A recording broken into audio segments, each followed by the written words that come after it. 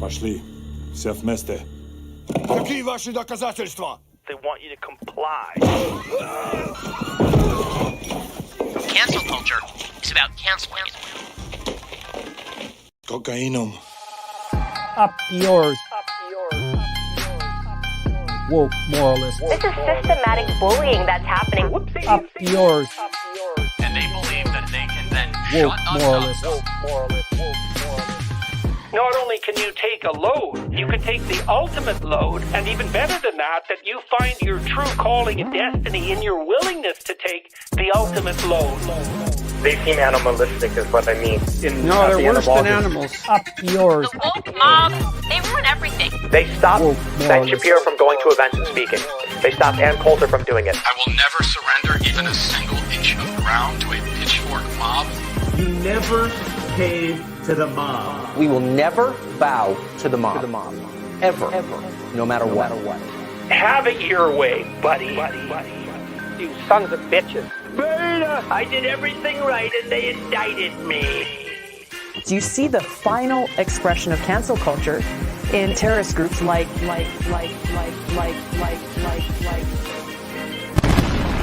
We'll see who cancels who. Hey. Hey, how are we doing, folks? Good. Doing all right? Doing okay. Making it through the week. There's so much going on, but I hope you're all surviving. I am surviving. Mm-hmm. It's all downhill from here until Election Day. The only thing that matters for me tonight is this Mets game. So I'm watching it on... You're watching a Mets game? I'm watching a Leafs preseason game over here. I mean, your game doesn't matter, whereas my game doesn't matter at all, but I'm still watching. Do or die right now. Oh my god! Well, I'm not watching. You're a Mets fan. This has never come up before. Oh, I'm not a baseball fan. I'm just a Mets fan. I only care about the Mets. I'm not a. How are you not you don't like baseball, but you like the Mets? How does baseball's that work? all right. I'm not the biggest baseball fan, but the Mets are my team. I mean, the Mets are my neighbors. The Mets. That's kind of like me with right basketball. Like, yeah, I'm not really a basketball fan, but if the Raptors are in the playoffs, I'll watch the Raptors. I could look out my window and wave to the Mets if they were at Citi Field. That's really cool, actually. The fact that you're I'm not that close, but I'm not that close. Well, I mean, like it's pretty close. They get a home run, I might go right through the window and hit you. Yeah. Yeah. I could walk there in like 15, 20 minutes. That's nice. really cool. That's awesome. Driving, I could be there in 5 minutes. Yeah. Well, that's really cool. We will try to keep our attention on the things that we discussed today. I actually, unlike usual, I actually have a lot of things that we could be going through today. So in case I don't think we'll run out of topics today. There's just a little teaser for people to stay the whole 2 hours, however long the show is. Trump saying some really dark shit. JD Vance running away from a question. This Russell Brand, or this person pretended to be Russell Brand. It does a really good impression. I saw that. We should start off with that. Really we can good. start with that. So good. It's and really then, good. Ta-Nehisi Coates, Liz Cheney, some other shit. All right. Let's start with this fun thing. How do I do this? Here we go. Every day I relearn how to add videos. Already I'm laughing just looking at this. It's so good. Who's this guy again? What's his name? Great question. Munya Chihuahua. So he's a comedian. All right. Cool. Yeah, he has other skits too, and he seems consistently funny. I've only checked out a couple of things after seeing this, but he's definitely talented. Yeah, the mannerisms here kill me. People don't like Donald Trump because he's an ethereal gladiator of justice, protecting the fickle fabric of the universe. Russell, the allegations have just come out. Ugh. I'm Christian. I've been redeemed. I'm forgiven. That's good timing, isn't it? Well, Mary was a bit of a sore, wasn't she? Russell, the allegations. Oh, yeah, hallelujah. What do you think about these new Instagram handles? I've got BAB, Born Again Brandy, GWR, Got It What It Russell. What about the essay? Shining Apostle. Love it. Praise him. Russell? Yeah? We need to talk about the allegations. I can't, sorry, it's getting to the clappy wappy bit of Shine Jesus Shine. But Russell. Yeah, sorry, I've got one more. What was that? What do you think of this baptism pic? I think people should have a choice whether they see you in your underwear. Should they? I better get off to confession then. Russell, Yeah? the allegations. I can't, I'm afraid. I'm reading Deuteronomy 30:16. Totally appropriate gap, by the way. Russell. Holding it with this. Sorry, I'm just converting someone. Totally appropriate gap. I missed that the first time I saw this. Minx? Pray? Yeah, that sounds great. A furious, flamboyant, feminine No, wizard? Russell, this is wrong. You can't just conveniently convert to a religion to shield yourself against things you've done wrong. Sorry, God's on the line. What's that? Signal's not very good. All right, God, stay on the prayer. I'm just going to step outside. Russell. Go very far away. Russell. I don't even know. I don't even know what's better. Like it's funny, but I think like it's actually the real spot on impression, like the movements he's doing, the body gyrations. It's like that's what it is for me. It's the body. man. Yeah, just like it's so he's so ridiculous. What a ridiculous person. And it's so like spot whatever. on. I appreciated him before. It's like, you know, I don't mind weird. Weird is good, right? But when you're a weird piece of shit, then the weird no longer is a quality feature. It's more just like, oh, this person's just a fucking jackass. Yeah, there's a difference between quirky weird and being kind of like one of these kindred spirits and creepy weird.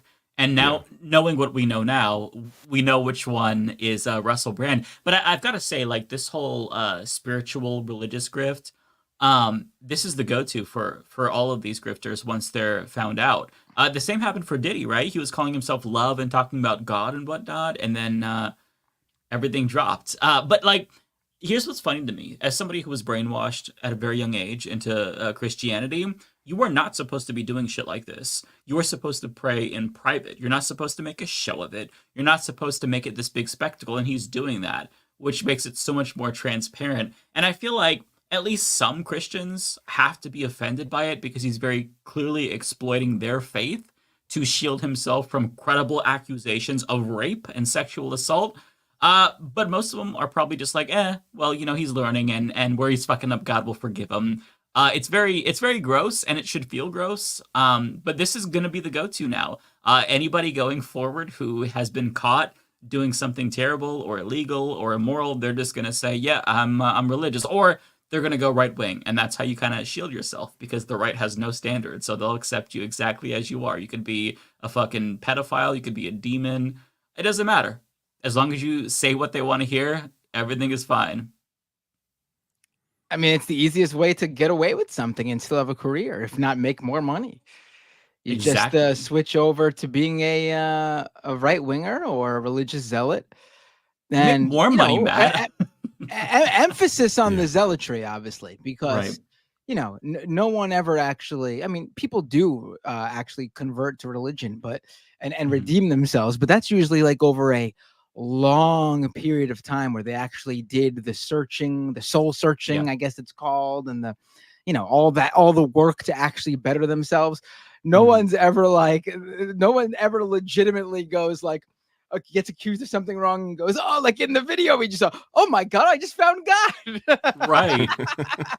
There's always like a catalyst when you convert, when you're really old, right? Because a lot of people who are religious are just like raised with it. But like people that used to go to my church that would like enter for the first time, it was like somebody who got over drug addiction and nearly died of an overdose. And they're like, wow, I found Jesus. I decided to turn my life around. Or people who have been like, they've lost children and they turn to religion. You're not like some 40-plus-year-old grifter who's just like randomly, oh, you know what?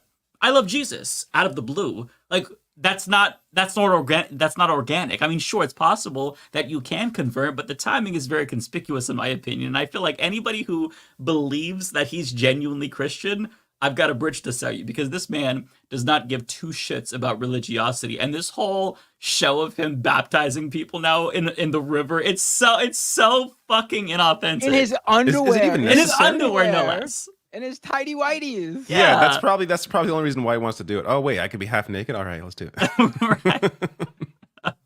Like, I don't think it's necessary for him to even do it. He was already on a right wing path. It seems like above and beyond to do this born again thing. Yeah, and he's supporting Trump openly, and Trump is extremely hostile towards immigrants. And just like if you have a digital Bible, Christians, search for the word sojourner, and you're going to see how much is in there about how you're not supposed to hate immigrants. So he's full of shit, as are many Christians who are also simultaneously Republican. But specifically with regard to Russell Brand, this is 1,000% an act. He's not a bad actor. That's how we know.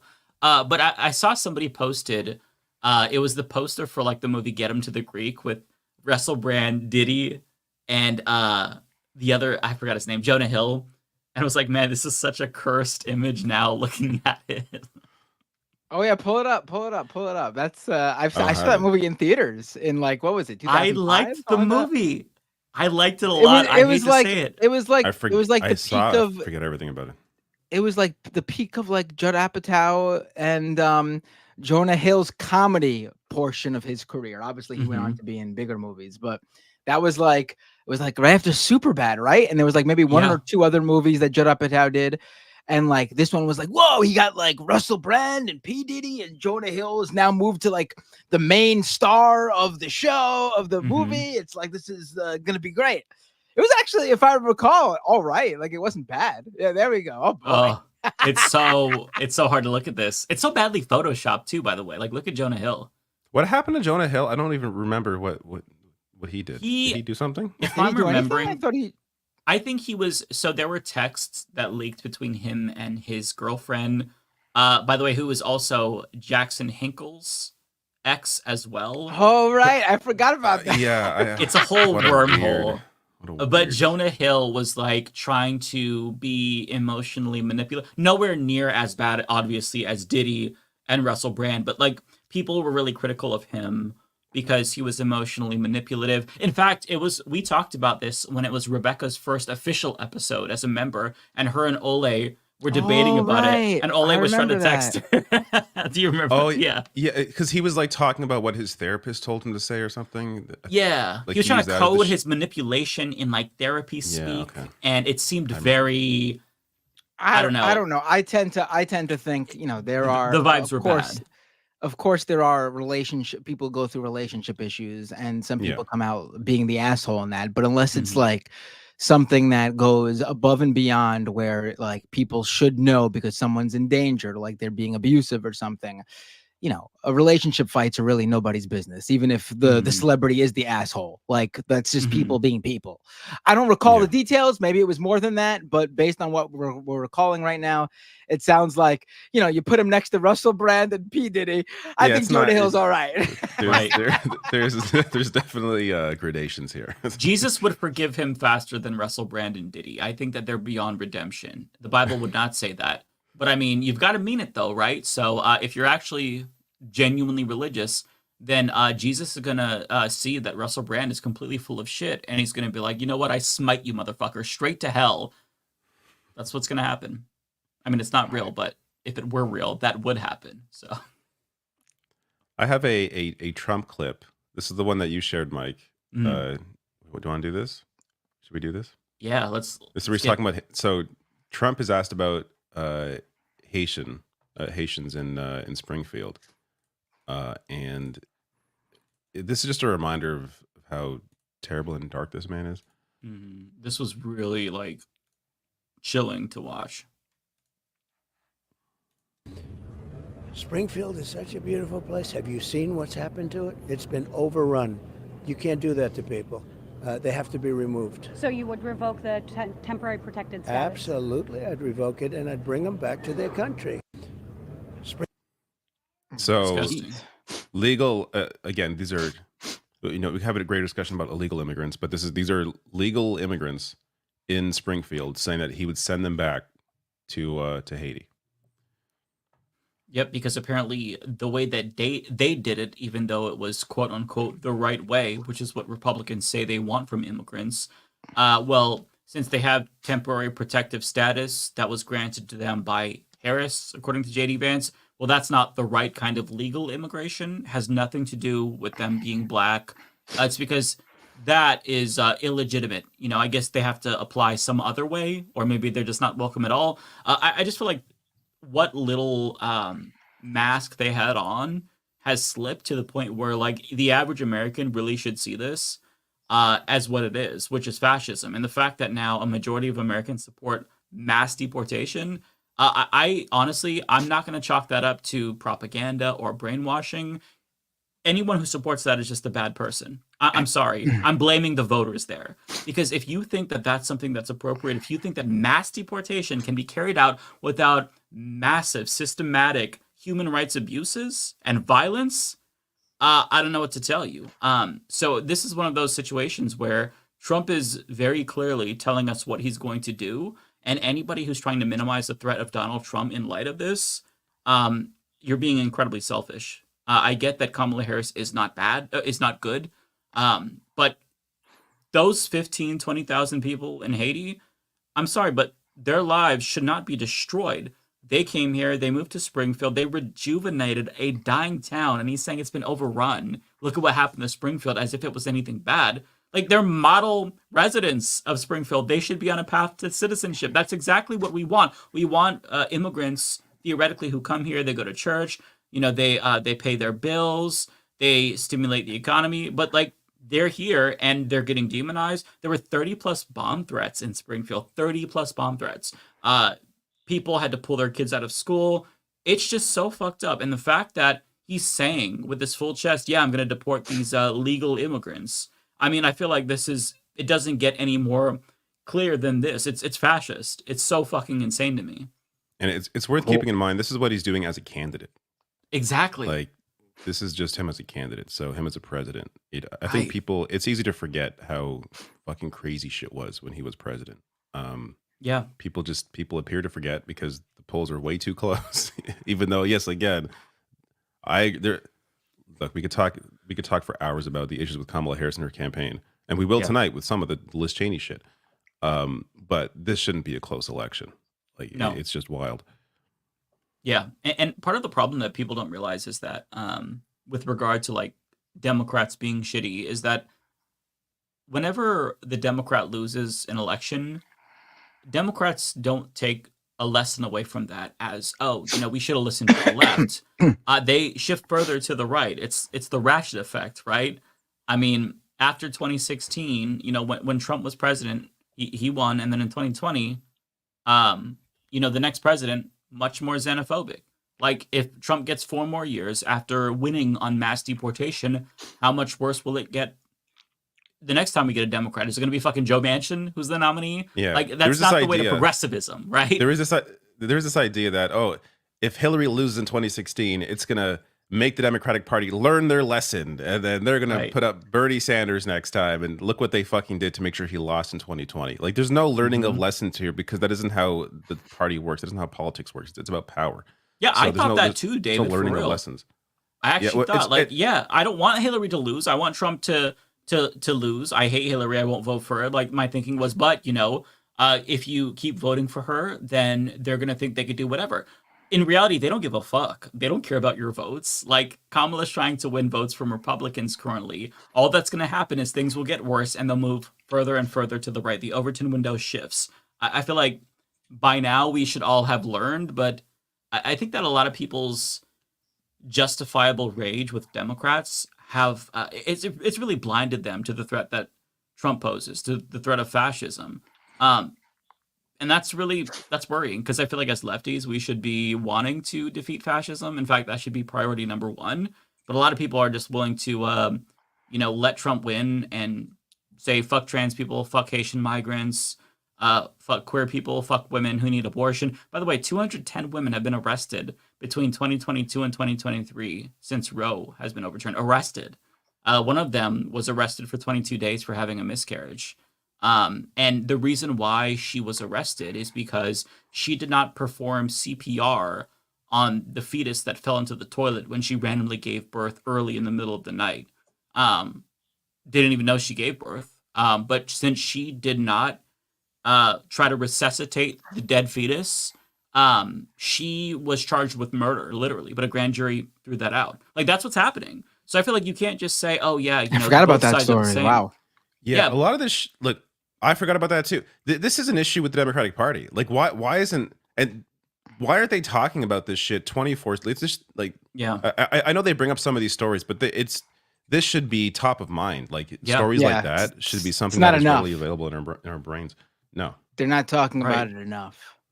It's a dystopia, and the fact that we're just like trying to run on joy, like I get that nobody wants to hear some humglum bullshit, but we're in a dystopia right now. Like we're kind of staring down the barrel of like actual fascism, and not just like a fascist in control, but like the regime starting to change with Project 2025.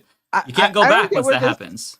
I don't get where this joy thing came from. That was not part of like the stuff that people really liked when Kamala first announced, when Biden first dropped out, Kamala campaign started getting off the ground. She announced Tim Walz as the joy thing never came up. I was behind the campaign that was calling Republicans weirdos, that was chanting, "We're not going back." Like that was like the campaign that I was like, this is really good. Like this is like angry, but like in a positive way, like a good angry, and like they were calling out their opponents. Now we got the campaign that runs on joy, while the current Democratic White House is arguing over whether Lebanese American citizens in Lebanon are really American citizens. We got this joy shit. We got Tim Walz out there looking over at JD Vance every 2 seconds, and instead of looking him in the eyes and calling him a fucking weirdo, he's saying, "I agree with you." I mean, what happened to the fire that this campaign had in the very beginning? You want to know why? One of their advisors said, "Stop saying weird. Stop saying we're not going back, because you need to focus on the future." And they said weird was too aggressive, so they stopped. Whoever is giving them advice, I mean, it's clearly the Biden people, which are all terrible. But like, how often do you see Tim Walz? He was out on the stump every single day before he became VP. Becomes part of the campaign. He's missing in action, and they were gaining support. What is amazing to me? It's one thing to take bad advice when your campaign takes a wrong turn and you're losing support. They were gaining support steadily, and then they make a strategic turn. Why? It's so risk averse that it's hurting them. Yeah, the campaign really had. I mean, should we get to Liz Cheney? The campaign really has just like the fact that you wouldn't bring on a Palestinian representative in a state who supports you, and her speech was very, I don't want to say like,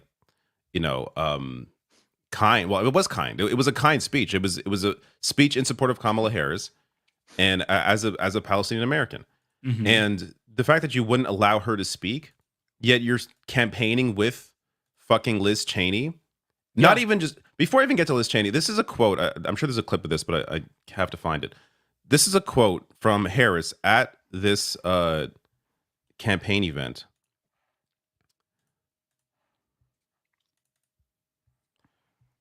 Kamala Harris to Liz Cheney. "I also want to thank your father, Vice President Dick Cheney, for his support and what he has done to serve our country."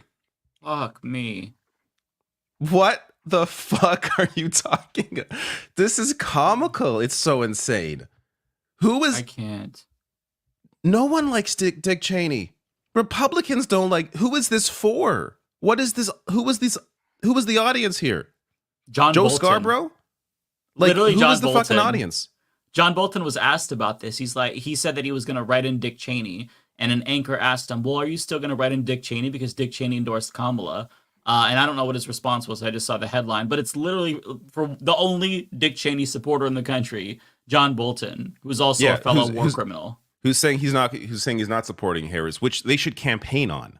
The fact that Bolton's not supporting you is a positive for your campaign. Here you are. Here's this fucking dipshit.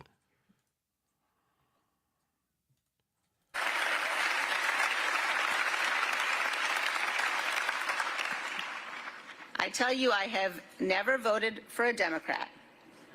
But this year, I am proudly casting my vote for Vice President Kamala Harris. She voted for Trump twice. Twice. She voted for Trump in 2020. When we knew he was going to try to do this shit. While claiming that, like, she made a bunch of claims about Kamala Harris. I forget some of them now. I should bring them up. But I did a video about this at the time when Cheney first came out. She made some, again, wild claims about Kamala Harris, like just complete batshit insane stuff. Like I think she called her a communist, like just crazy shit that they were saying about Biden and Harris in 2020. She was saying all that same shit, and now like who is this polling? She lost her own state after coming out against Trump. Who is the constituency here that doesn't already support Kamala Harris? Is this really polling people in that didn't already support Harris? If any, it makes no sense. And if it is, in my mind, it's pushing more people away. Like this is how you suppress the vote. Is if people see you cozying up with Republicans. Again, this is what Hillary did in 2016 as she lost the election. Yeah. Hillary completely ignored the left, pushed Bernie Sanders aside, completely hated Bernie Sanders, and campaigned strictly for Republican voters, and lost the fucking election. Because why would actual Republicans vote for a Democrat when they have a real Republican in front of them?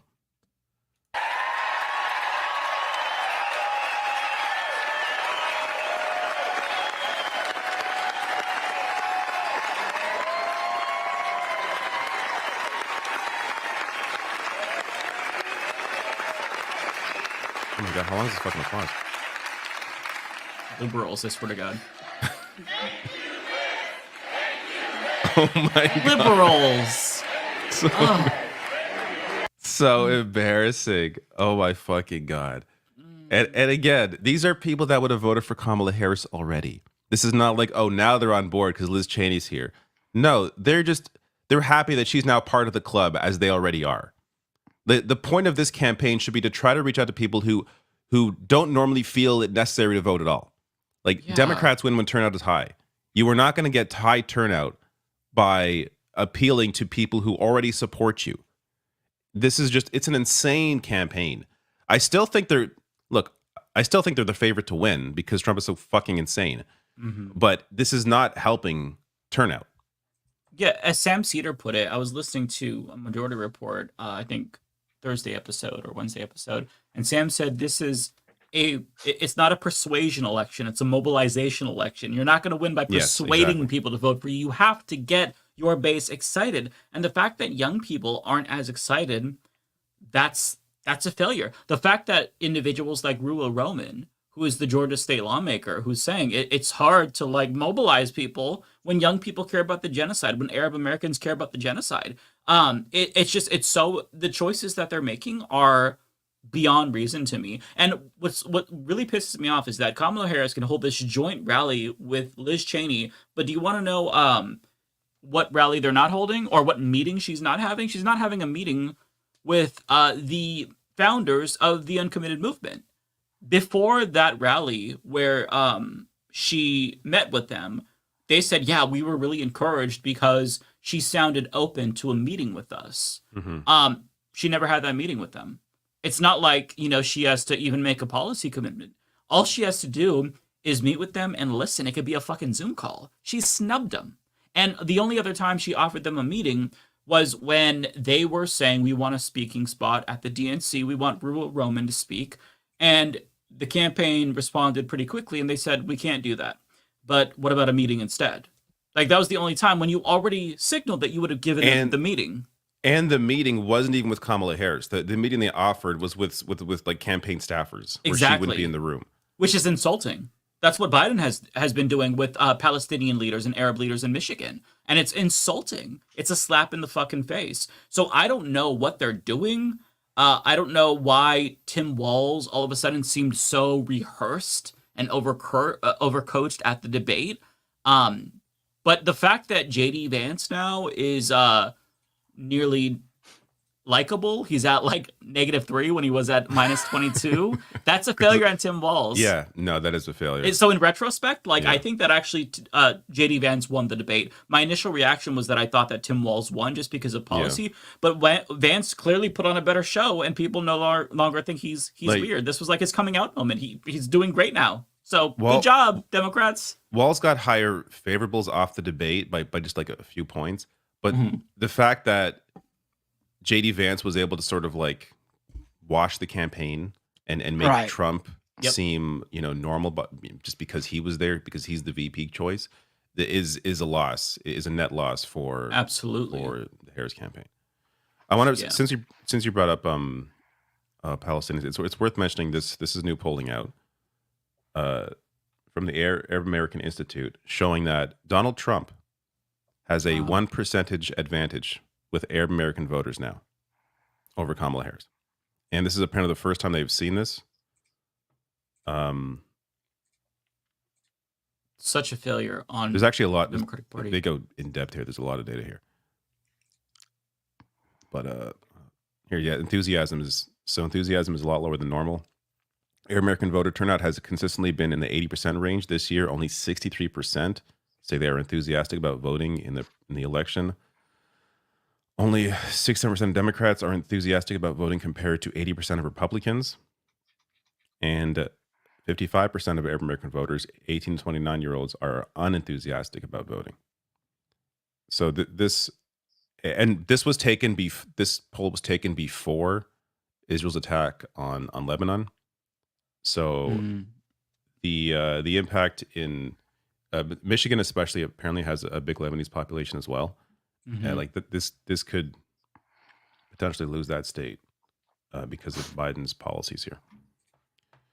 Yeah, I know that Alyssa Slotkin, who is the Democratic Senate candidate in Michigan, who's shitty, by the way, she said that the internal polling that they're getting is actually pretty bad. We don't have the numbers, so I'm just going off of what she said. It's not that surprising. It's really worrying. The fact that Kamala Harris is gaining nationally or has gained nationally, but is still pretty close in the swing states, it's really worrying. I'm not saying that like she's going to lose per se. I have no idea what's going to happen. Thankfully, North Carolina is actually in play, so Kamala Harris can afford to lose, one of the Rust Belt states or Georgia if she picks up North Carolina, but it's still so much closer than it needs to be when you have Donald Trump basically coming in saying, I'm going to deport legal immigrants and I'm going to try to steal the election again. Like, it should not even be a factor. Like, he shouldn't even be considered. If you look at polls from like Japan, they just ask him, who do you prefer, Harris or Trump? It's like 76% Harris.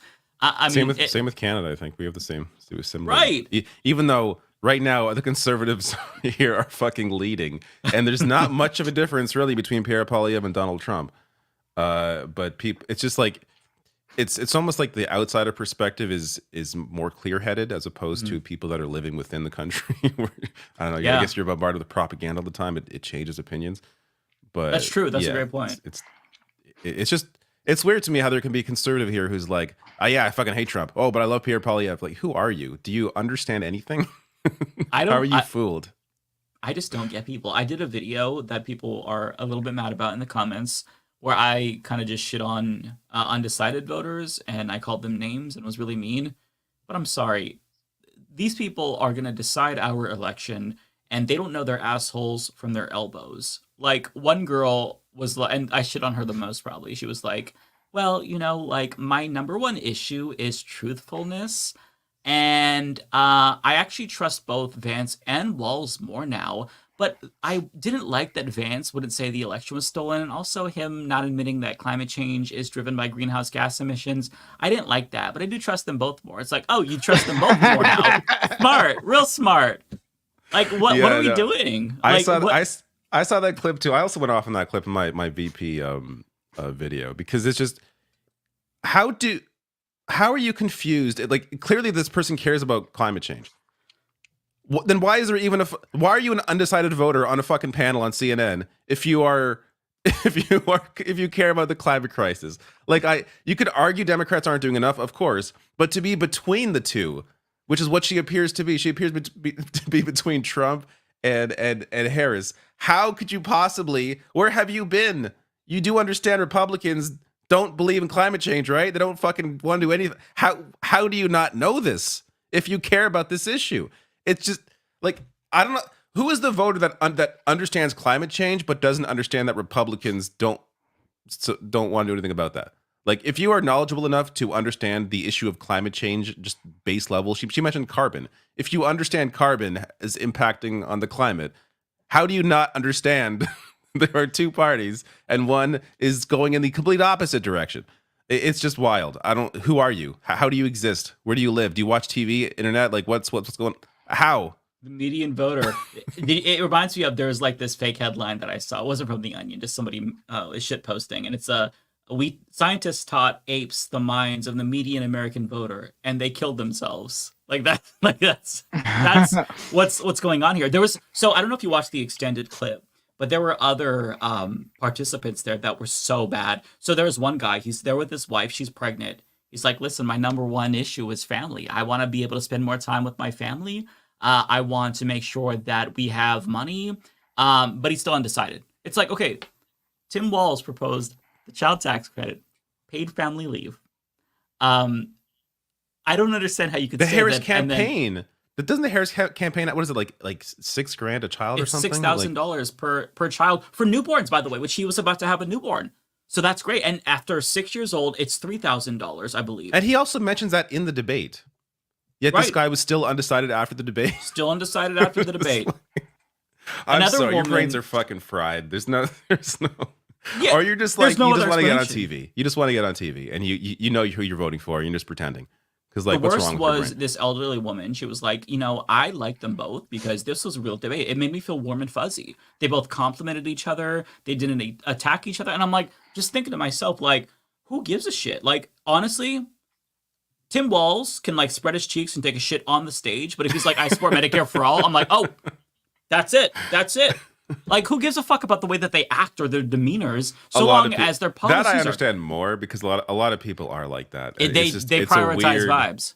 Yeah, they prioritize like demeanor and like kindness, even if you're fucking destroying their lives through policy. Well, as long as they were kind about it, then it's okay.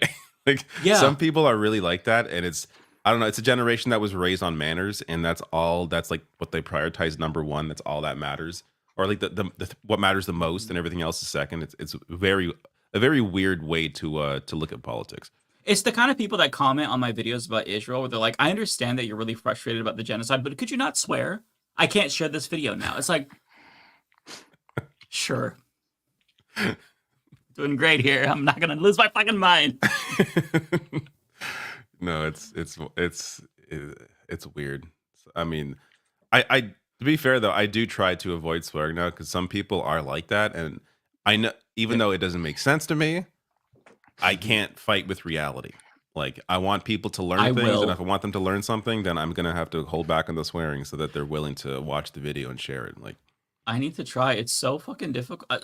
It's like word vomit. I can't not. But it shouldn't be this way because it's just the sound that we're making with our mouth. And fuck is no different than Apple. It doesn't make any... Like...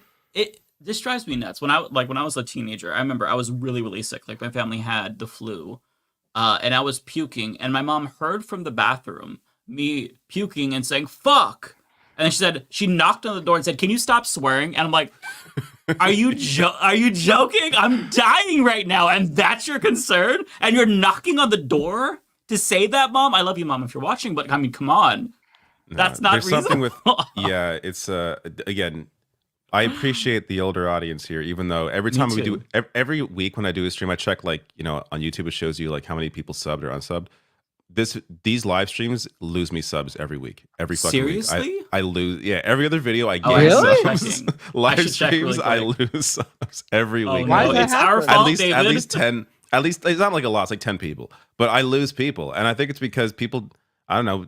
I'm different here, right? This is not a typical video. This we just is let like, our hair down. We swear, we act like normal people. Right. I talk with other people. Maybe they don't like, Matt Binder. They're like, fuck Matt Binder. I'm unsubscribing. You know what wouldn't surprise me? I'm an acquired taste. But whatever the reason. I just think some people are weird about that. I'm saying fuck the Mets right now. What the hell is going on? That's why you're in a mood. This is horrible. They took Who are they playing? Out. They took the Brewers. Whoever wins this game moves on, and the loser is eliminated from a wild card. Damn. Mets are down 2 runs. It was 0-0 the entire time. Mets take their pitcher out, who's been pitching great. The pitcher replaces him. The first 2 pitches he throws, 2 fucking home runs in a row. Are you kidding me? How do you do that shit? Okay, so I don't follow baseball too closely. But this apparently happened to the Jays last year, where they were also in the first round, or what is it called? The Wild card? Yeah, wild card. And they had a pitcher in who was doing well. They pulled them for like no reason. Apparently because like the stats told them to. Like this is like, oh, typically when this, they look so close at the stats that they ignore reality. So they pulled this pitcher who was doing well and they put some other guy in and they fucking lost the game. so barely is a thing that teams do. Just look at how they're pitching. If the guy is up 0 runs and he's not getting people on base, which this pitcher wasn't, why are you pulling him out? Because statistically, his arm's getting tired. His arm's getting tired. So statistically, he's going to give up some runs. So we'll put this other guy in who will give up the runs. The one thing I know from every single sport, that if someone has the momentum, you let it go. You let them just keep going. I mean, in soccer, if there's a momentum, you're taught to at least I teach my kids, get that ball out, just kick it out. If the other team is coming 3-4 people up and passing it back and forth and passing you guys by, they have the momentum. Just get that ball out. Just end the play, so they have to recalibrate. Same thing goes for baseball. You would think if the pitcher's throwing inning after inning, no one's hitting anything. Keep him in. Keep him in. I don't know. They must have some data that tells them statistically the pitcher's arm's going to get tired and he's going to make mistakes. So we'll replace him. I think that's what happened to Jays last year. Anyways, baseball. Speaking of baseball, have you all watched Eastbound and Down? I've heard good things, but I have not. It's very funny. Yeah. I'm surprised that's a baseball show. And I like it a lot. I've watched it. And you don't like sports? Interesting. I don't like sports. No, it's great though. It's great. Yeah. Well, there's too many. I'd say I'll watch it, but I'm not going to. There's too many shows. Yeah. I started watching what's it called? It's on Apple TV. Like Apple TV has like a lot of good shows that never get any marketing. Oh. Slow Horses. It's like a British show. It's like a British spy show. It's good. I'm like, oh, okay. Yeah, I never hear anyone talking about Apple TV. Yeah, TV same. shows. Except No for one- the it has Gary Oldman. Severance. Gary Oldman's really good. But they'll win award after award. Like their shows win Yeah. tons of awards, but the first time you hear about the show is at the award show when they're winning the award. Yeah, there's just so many shows now. Mike, you mentioned Severance. Severance is like that's a really good show. Great. Only one season so far, but it's coming back early next year. I'm super looking forward to that. They have these massive gaps that I hate. Shows used to not have like 2, 3, 4 year gaps, and it's just like the show's been gone for 3 years.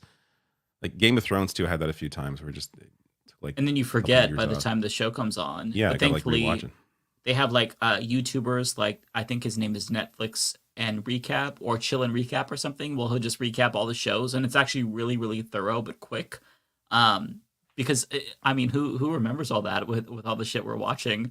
I started watching the show called 3 Body Problem on Netflix. It's actually based on a novel, and I tried to read the book. I couldn't get into it, but the show is really good, actually. That sounds very familiar. It looked boring and slow, so I was very skeptical, but I'm really enjoying it. I'm on like episode 5. Is it like a thriller? It is sci-fi. Okay. It's interesting. It's kind of like a First Contact type show. Do any of you guys like horror movies? Since it's I love horror. All I watch. Oh, see, I hate horror. Today I was listening to a podcast and somebody talked about the ending of a movie at the ending of a horror movie, and this shows you how much I don't like horror.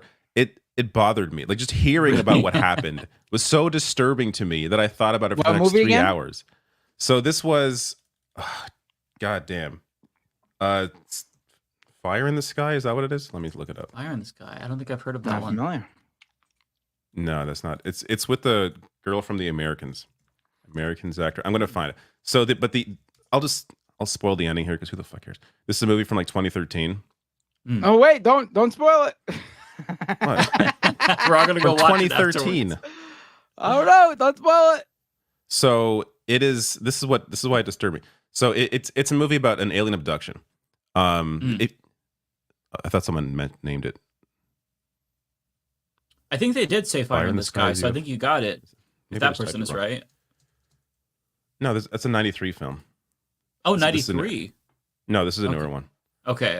So that one is not. Anyway, so it's about it's around a family, and again, this is me hearing about the movie. I haven't seen it. This is disturbing. So it's about an alien abduction, and apparently the movie ends with this woman's son getting abducted.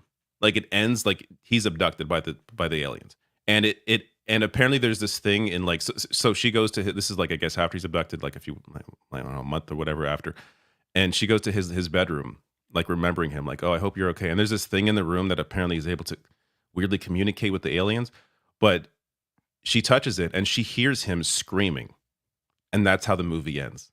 Oh, that is a really bad ending. Fucking disturbed me so deeply that I know this is why I don't watch horror movies. Like that is like a parent's worst nightmare. Like this idea that her son's abducted and she's hearing him fucking scream and she can't do anything. Like it's just so fucking disturbing. No, that makes sense. I feel like as a parent, that would be disturbing.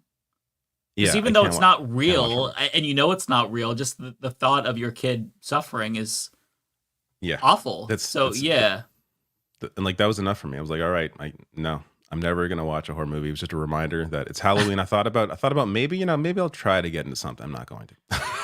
I personally love them, but I don't watch them a lot because my husband hates them. But he does put up with horror movies for me, so I appreciate that.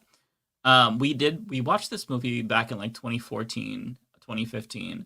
I don't remember what it's called, but it was about this little girl who gets possessed because she opens up this box and some demon possessed her or whatever. But it's funny because towards the end of the movie, there was like an exorcism scene or a scene where like she was going buck wild and the demon was like growling, and like our cat was sleeping on our lap. What? Are you talking about? Are you describing a horror movie porn parody? No, it was like the climax of the film, and the little girl was like, "Are you going sure psycho. You're not describing?" I'm positive. Yeah, I wouldn't be interested in that. Sorry, just to interject quickly. The movie was called Dark Skies. That's what Dark. it's called. Oh, okay, Dark Skies. I never watched that. Yeah. Okay. Sorry. Okay. But so as that scene is happening, and the little girl's like hissing and like trying to like attack people, our cat is sleeping on our lap. I think she's sleeping on my husband's lap. Was like started hissing in her sleep as like that was happening, and she like freaked out and just like clawed the fuck out of his leg. So that added to the scariness of the movie, because it was like, you get attacked as the little girl's attacking in the movie. But it didn't really like scare me per se. But the situation was scary. Oh, The Possession. Yeah, thank you, Anonymous. Yeah, it's called The Possession. No. I can't. I'm trying to think of a horror movie I like enjoyed. Well, what horror movies have you seen? Not many. That's what I'm trying to think of what I've seen first. I'm trying to remember if I enjoyed any of them. Night of the Living Dead's a classic. Everyone loves Night of the Living Dead. I just watched Talk to Me last. You've never seen Night of the Living Dead? You guys? Oh, no. I really enjoyed Psycho. Psycho's good. Night of the Living Dead's a very political movie. You should see it. It's a classic. I don't know that I've seen that. You've not seen Night of the Living Dead? I don't think I have. George Romero's zombie classic, that created the modern zombie movie, the modern zombie genre, I should say. What? Yeah, I don't think I have. If it's old, it probably isn't scary. Maybe I will see it. It's good. During the pandemic. There's a few like I watched some older movies like that. I just never. I'm not a big movie guy, but I'm like, I'm gonna watch some movies I've never seen before that are like talked about a lot. Watch Night of the Living Dead. It'll Birds change was good too. Night of the Living Dead. All right. Please. I know. I just never bothered. So since we're on this topic, I just want to bring it up real quick. It's a super chat from Koya. Where does Hereditary and Midsommar rank for you? Okay, those, and thank you, Koya. Those are disturbing fucking movies. Hereditary is a movie that, even though it's not necessarily like scary, there's just so much dread that they instill in you.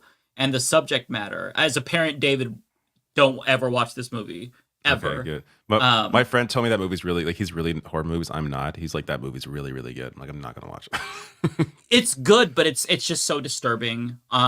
And the ending did not sit well with me. Midsommar is just so, like, I don't even know how to describe that movie. It's basically about a cult It's similar to another movie, but I did not see the other one that it was apparently like derivative of. But it was disturbing. I don't remember that one as much because I watched it a long time ago. I felt like I saw Hereditary more recently, but Midsommar was very freaky. It was just more like unsettling. And that's the best kind. I don't like the jump scares. I think that's cheap. But if a movie can make you feel, yeah, me too. I don't like that. I am kind of easy to get into a jump scare. But like the ones that are the best are the ones that like make you feel dread or like just uneasy. Those are the ones that really are I think the best ones, even though they're kind of hard to get through sometimes. The Shining, if that counts as horror, I like The Shining. Of course, The Shining counts as horror. Absolutely. But sure, it's more. I don't know, I guess it's horror. Yeah, it's not really a thriller, but it's not. I just don't. It didn't scare me, so it's hard for me to consider it horror. You didn't get scared from the scene where the woman's taking a shower and she comes from behind the curtain. Yeah, that scene doesn't scare you. Maybe it's because I knew a lot of the big moments before I watched the movie, so like none of it was really like, where Danny turns the corner in the hallway and the twins are standing there. None of that was. It's not scary. It's I don't know. Maybe because it's like in 1980. I'm like, oh, look at that. Yeah, I think the older movies, it's so like heavily referenced that none of it hits the way that it probably did at the time. Because like a lot of culture references The Shining, so it's hard to I don't know, see it as like a pure item, like separate from all of that. Somebody mentioned The Mist. That's probably my favorite is The Shining. Oh, The Mist is a good one. Really good. Birds is really good. The Mist is really good. Yeah, it's really good. The ending is perhaps one of the craziest Yep. Endings to a horror movie I've ever seen. And I've seen a lot of horror movies, indie horror movies, big productions. Definitely one of the crazier endings. Yes. Yeah, I'm curious, David, do you play like horror games like or semi-horror like Last of Us? I think we may have talked about this one. So I always try to get into them. The only one that I can think of that I actually played all the way through and really enjoyed is Dead Space, or Dead Space Remake. Oh, that one is freaky. And the only way I was able to do it is I would have like a podcast going on at the side and the volume would be turned down on Dead Space, like not like all the way, but like enough where I could hear the podcast mostly. So with the sound like largely removed, or like I'm distracted by the podcast, it wasn't as jump scary as it first appeared. Because I first started playing it, like I tried just playing it straight up. I'm like, I can't play this game. I can't. This is like the jump scares are too much. And then I put it on a podcast. I'm like, oh, this game is, because the actual gameplay loop of the game is super fun. Like the game is just fun to play. So if I could get past, being afraid to walk down the hallway, then I'll enjoy this. And the podcast helped me. Unfortunately, with a movie, you can't really do that because it's just, you kind of ruin the entire experience. That's right. You can't listen to a podcast while watching a movie.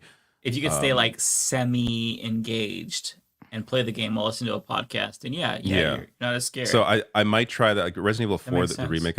I did not enjoy the demo because again, scary. I don't like being chased by things.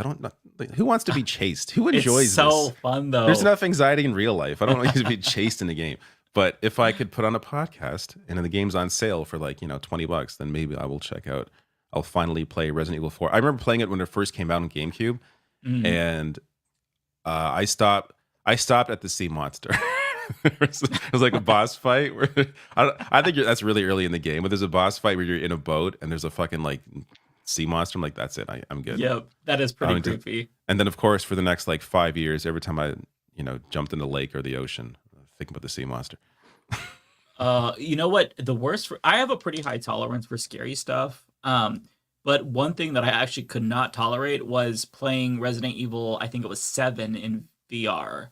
It was the haunted house. Oh my god! VR? Are you kidding me? No. I screeched like a fucking child when I don't remember what it was. It was like, so there is this guy that's chasing you around, and he like popped out of a corner or something. I don't remember, but I went like a girl, like a little girl, and like my dogs like started barking, like the cat fucking jumped. She was laying next to me. I couldn't tell. It was just too like you're so immersed in it that you just. That's too much. Yeah, and it sounds so fun too. Like I would love to be able to enjoy that. I want to be able to enjoy horror movies. I want to be able to enjoy a horror game in VR. That sounds like a lot of fun, but I can't do it. I just can't take it.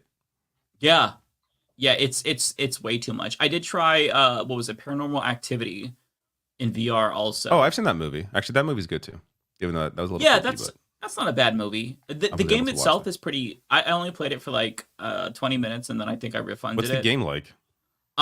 It's kind of ominous. I didn't play it very long, but I was like, there's like little sounds and they try to do jump scares, but I like tried to open a door to see what's like behind it, but I like went real quick to grab the door and open it, and I ended up punching my husband in the back of the head. I had no idea like that I had wandered off. I just said, "Ow, fuck!" And I'm like, "What?" And it scared the shit out of me, rightfully so. And I was like, "Oh my god, what the fuck was?"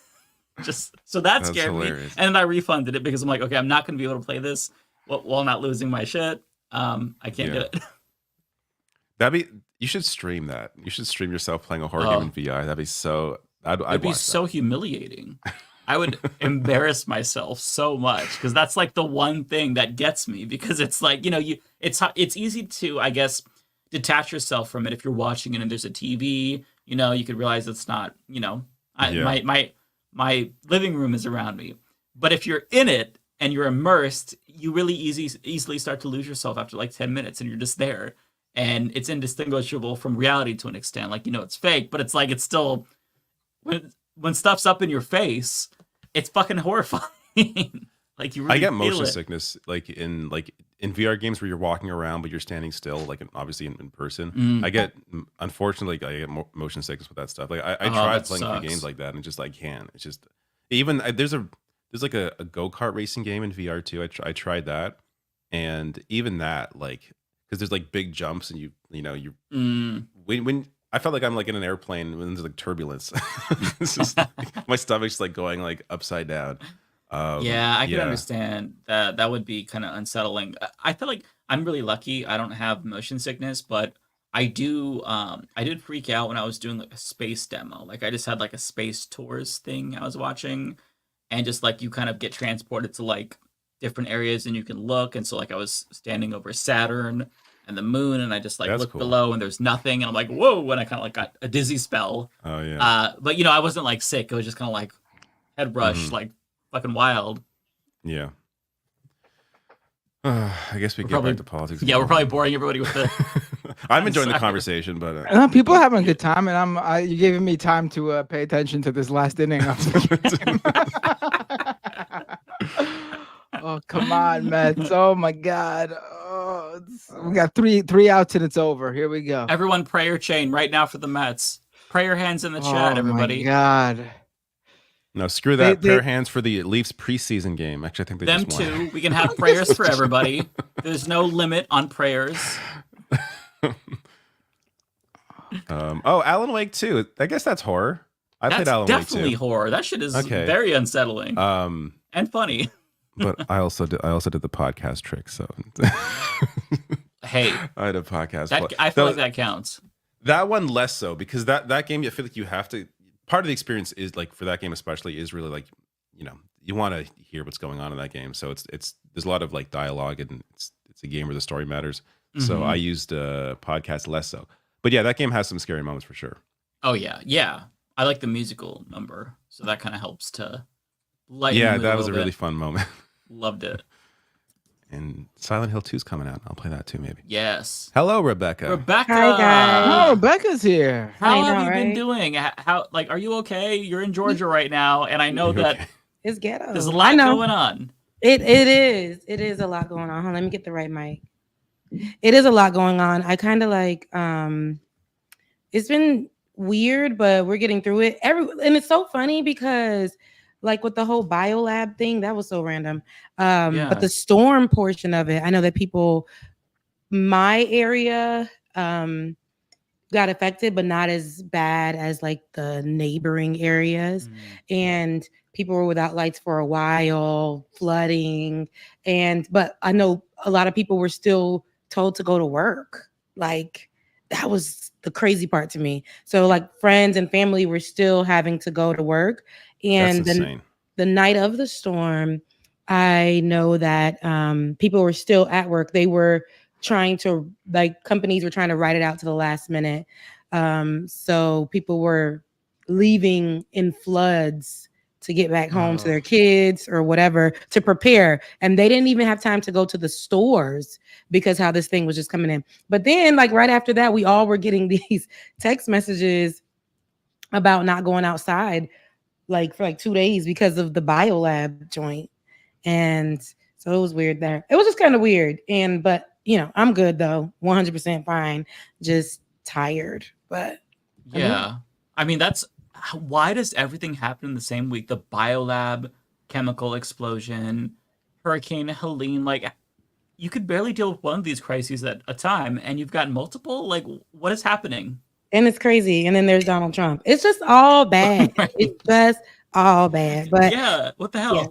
Yeah, it's bad. It's kind of like overwhelming because then it's like with all this stuff, it's just so super overwhelming, but it's cool. And then my aunt died, so I have to go back home. Oh, but no, it's fine. She was ancient. Okay, so still, that's okay. So hard. Yeah, she lived a good life. Like she like died like 94 or something, but she lived a great life. She's my great aunt. Yes, we were close, but it's not like a sad thing. I just left home, so I got to go back home. Found that out on the day of the hurricane, and I was like, dang. Jesus. Mm-hmm. So she been on ice, but you know, no, she lived her life. So I'm happy that we get to celebrate her. But all of this stuff it was a lot these last few days. Yeah. But I'm like, it's cool. Like nature, we can't do anything about that. But that biolab thing, I just feel like it should be covered more extensively. You know what's crazy? During the debate, I was seeing so many commercials of another explosion from another. I don't know if you guys had the same commercials, but during the debate, I was seeing commercials for a train like collision that they had the police had to let out fumes into the community, and those people are East like Palestine. It's here. It's in the U.S. But East Palestine is in, I don't remember which. I thought you said Palestine. I don't know. It's in the city. It's in the city here. Okay. Yeah. And okay. The police, it's not in Georgia, but somewhere. And they're like, this was years ago this happened. And the people are like sick. They have breathing issues. And in the interview, the woman that they did an investigative piece on it. And in the interview, the woman asked the people that are over the chemicals or whatever, they were saying, or the leaders of the city, and they were saying, why is there so many people who have cancer now, or they have breathing issues? And the leader was like, that's just the question I don't know. And they're like, people are sick because of this, like because of what you guys decided to do in this community. And it's not, and I was thinking about those people who live really close to that biolab and how what may happen to them. And people can't just move like that. They don't have the ability to just leave and go places. And this biolab has been reported many a time. They failed inspection, all kinds of stuff. And they had to be something like this to put people's lives at risk. And who knows what this is going to do in a few years or a decade, or how it's going to affect people. But I just think about those things. I'm like, dang. Oh, yeah. Well, because it's like you're just kind of doomed if that happens. I remember when East Palestine happened, they actually did a town hall on CNN with the people affected and the CEO of Norfolk Southern. It could be that. I don't even know the place. I think so, but it's kind of related to that, where not only did they forego precautions and whatnot, it was also a failure of the Trump administration.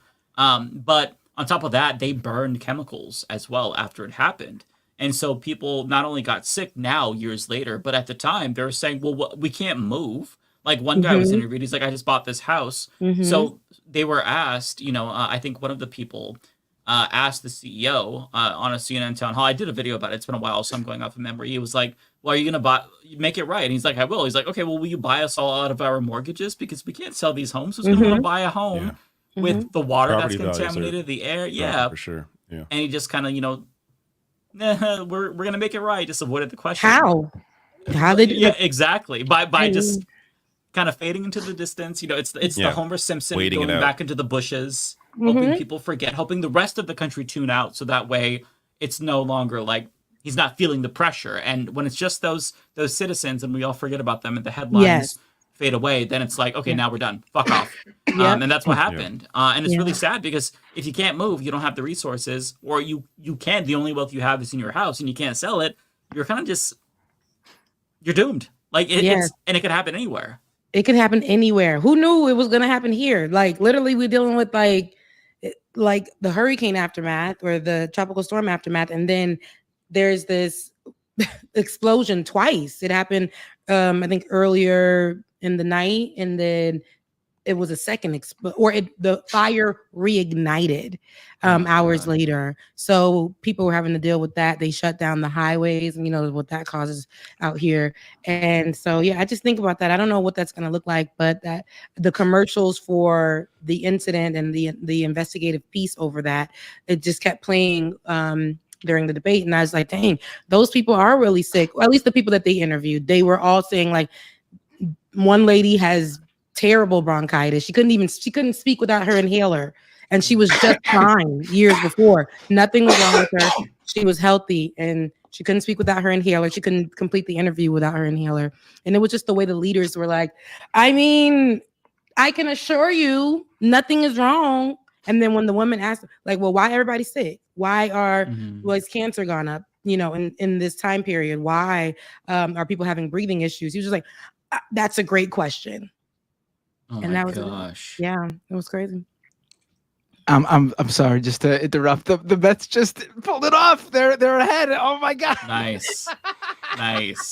The prayer chain worked. Pete Alonso, who's fucking sucked all season, just hit a 3-run homer. What is this, baseball? Look, because I don't know. Sorry, I'm with you, Rebecca. The Mets. His New York Mets are playing in the wild Is that card. baseball? It's a must-win game. Yes. Okay. Nice. What else is going on with you guys? I've missed you. How's we missed you too. I haven't heard from Lance, by the way. Have you all heard from Lance? I hope he's doing okay. No, I hope he's okay too. Yeah. Did he say anything in the DMs? I'll check. I don't think so. Usually he does. He's good with that. He's been the in last the time he DMs, said something was yesterday morning when he was checking on you, Rebecca, just to see if you were doing all right. He was checking on me. I hope he's fine though. Probably I'm sure he's fine. If it was something horrible, he would have told us. Probably just couldn't make it. Maybe he just fell asleep. Yeah, which I would not blame him in the slightest. Sleep is good. Rest is great. Rest is good. Yeah. Yeah. On the note of that, the biolab explosion, the first thing that I saw was on Twitter, and this lady had shared a video of it, and she just shared like the video of like the big cloud, and I thought it was AI generated at first. So man, it's so spooky.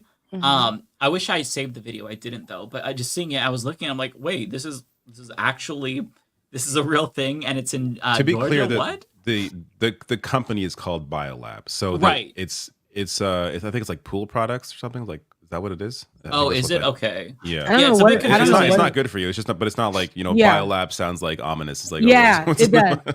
It does. But that's just the name of the company. Yeah, it's the name of the company. But they sell, it was lots of fumes and stuff in the air. That's why people were saying it smells like bleach in Atlanta. My eyes are burning. Yeah. Everybody was saying that their eyes are burning. The city literally smelled like bleach. Really? You could smell it too from where you are? Yep. Oh, that's scary. Yeah. I thought somebody was like just washing clothes or they're whatever. I thought they must have came and cleaned the hallways here, the breezeways or something. But then I was online and everybody was saying they smell bleach, their eyes were burning. So I stayed inside. Wow. Yeah, it's horrible. I went down to my sister's, stayed inside. But yeah, I don't know what it may do. People were online, conspiracy folks. They were like, somebody's gonna grow, like that's how it sounded. They're gonna grow like legs, deformed babies, people who are pregnant. But then I started thinking about people who are pregnant. Can that do something to them? People who have pre-existing conditions, like what's gonna do something to them? Like what happens there? But I don't think we're gonna hear much more about it than what we've heard already. So yeah, which is people in the chat are telling me that Len said he was on vacation this week. Oh, okay. Oh, I'm and sorry, I guess Lance. We're all like, where the fuck is Lance? We just forgot. Yeah.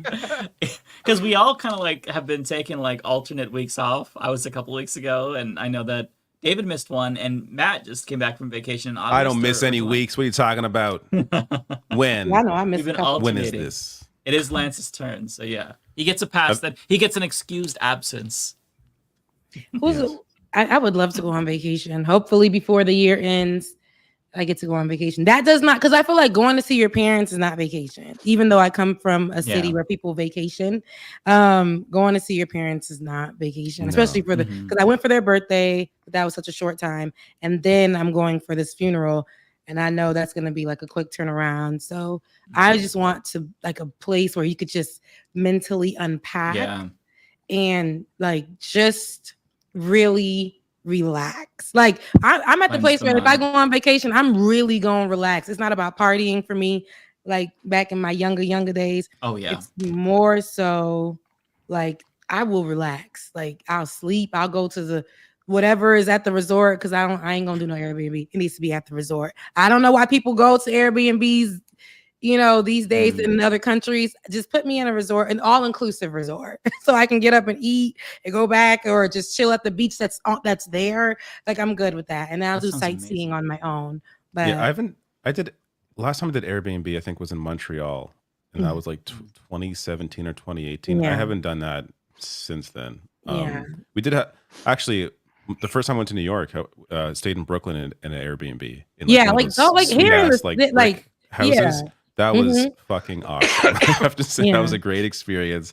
It felt like I was living in Brooklyn for like, a few days. It was a fun experience. Here in the States, I think it's fine. But I feel like if I go to another country. Yeah, if you're going to go vacationing, especially like somewhere warm, I don't know. Resort. I will say, to bring it back to our conversation about horror movies, since you brought up B&Bs, have any of you seen the movie Barbarian? I'm not going to say anything, no spoilers. Has anyone watched that? No. Does it involve someone spying on you? It's a good one. Barbarian? I won't tell you anything about it. It's called Barbarian. It is one of the best movies ever. It's not a disturbing type of movie, David. Like I won't be thinking about it for the rest of my life and avoid doing certain things in my life. I don't watch horror movies. Is it like are you serious? You won't be thinking about it? I don't either. So there you go. You can spoil that. I don't watch it. I won't spoil it. Oh, so it's one of those movies where it's just like, holy shit. Like that's the reaction. You'll it's not like about this one. You probably will. Yeah, but from what David has explained to us, he will be scarred for life if he. You think? I don't think he would. I think this one is probably. I don't stay in Airbnbs anymore, anyways. So unless it impacts my ability to stay at like a resort. No, I would highly recommend that if you all want to see something scary. It's very different. It's not like any other scary movie. Just go into it not knowing what to expect and let it take you away. And it's so good. It's so good. We need to start like a movie. That's the last thing I want a horror movie to do is take me away. I don't like horror movies. I want to have a podcast on the side. I want to have a sport, a hockey game on the other side. I want to barely pay attention and just somewhat get the story. That's my experience. I can't. I think the scariest thing I watched, the last scariest thing I watched, and it really did something to me. It was this. Is it the Fourth Kind? I think we talked about this before. Oh, that's the good. Fourth I Kind. Say The Sixth Sense. Yeah, no, that's not that one. That was a good little movie. Yeah, that's not to me. That's not really a horror movie. Yeah, that's not. But The Fourth Kind, when it tells me one. that these are like based off of real events, and then they have like videos. Well, they're gonna tell you that. Real videos to match it. Nah, leave me alone. I was in that movie. I couldn't sleep for years. I enjoyed that one a lot. I know that it's based off of real events, so that means like some crazy person. Oh my god! They had real videos in there. 18% rating on Rotten Tomatoes. Well, some of those are like they're meant to look real, kind of like Paranormal Activity, but I don't think they're actually like real videos. But either way, the movie was so damn good. I like that's a good one. They never found the daughter. They never found her. Doesn't like every horror movie do that though? This is based on real events, and it's not. You look it up, it's like not really based on real. It's based on someone's like imagination, like the real events of what they thought up to write on the script. But yeah, everything is based, in some way, like on something real. But how far away they get from it is an open question. Wait, this is about aliens. It's not okay. You look. I believe aliens exist in the universe. Real, I don't believe they abduct us. had like real recordings they were playing on. It just sounded creepy. It was creepy. It is a fun one though, for sure. So you are into the horror movies and stuff. I like them a lot. These guys are. I'm Yeah. not. I watched a movie called Talk to Me last weekend. That one was okay. It was pretty Oh wait, which one it is was that again? Hold on, unsettling. let me. That's the one where they grab the Talk to hand me. That's a and good say one. talk That's to a good me. one. Yeah, That's a good one. I thought it wasn't bad, Some honestly. missed opportunities. I remember watching it and thinking some missed opportunities here. Like there was way too much time in between things happening, and Right, not I in a agree good with way. that. I'm a fan of I horror agree. that has you sitting at the edge of your seat and like Mhm. very little happens, but you feel that suspense.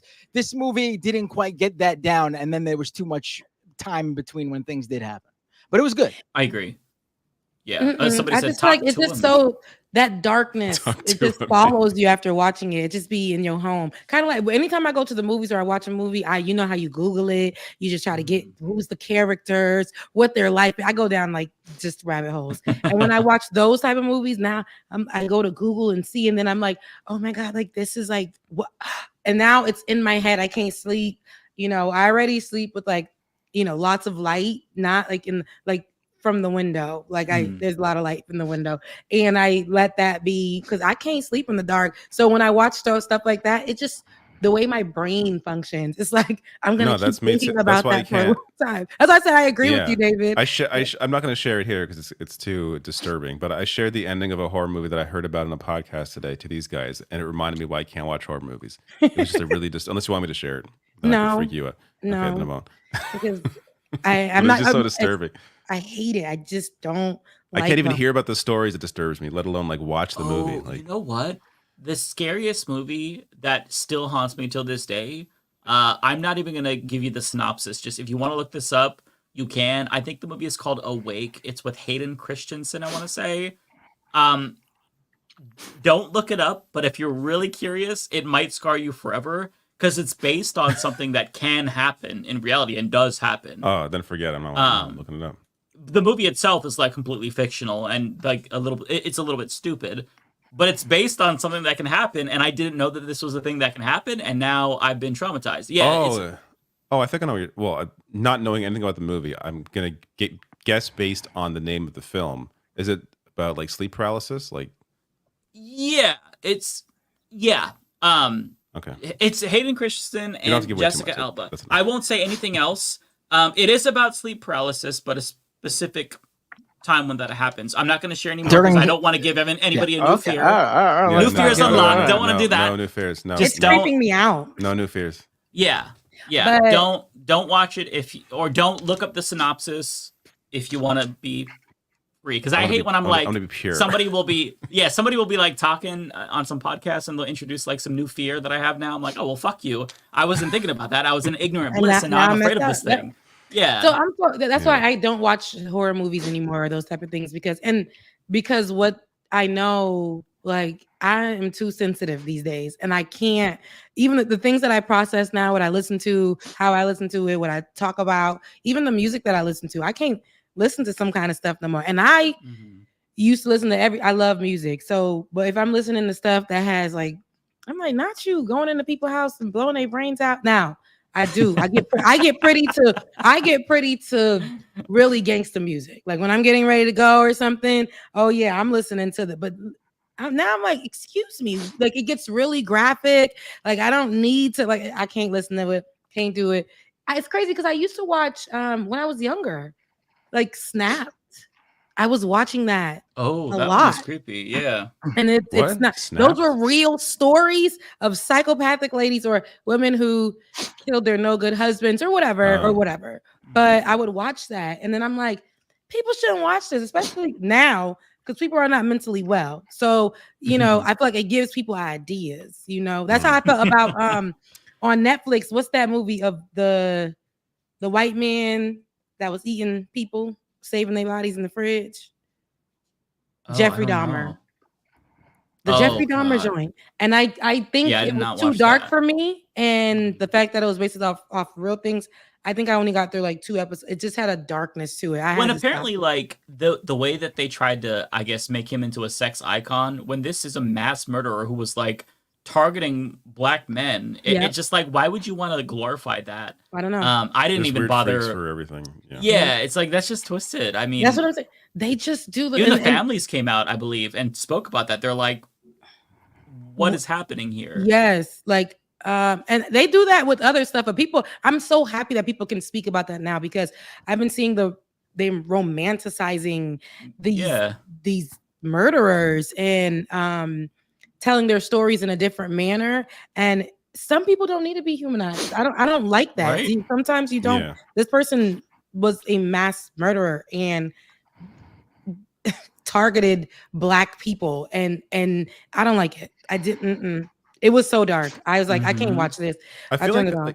like horror movies generally, if the world was in a perfect state, I feel like horror movies would be like a fun thrill. Oh, like what is it like to have anxiety? What is it like to be scared about something? But it's like I don't need to watch a horror movie. There's enough shit I gotta fucking read about every. And again, I'm reading about it. I'm luckily not dealing with it. Yeah. But like, there's enough shit I read about every day. I don't need to also experience a horror movie. It's just it's too much. I need fun in my spare time.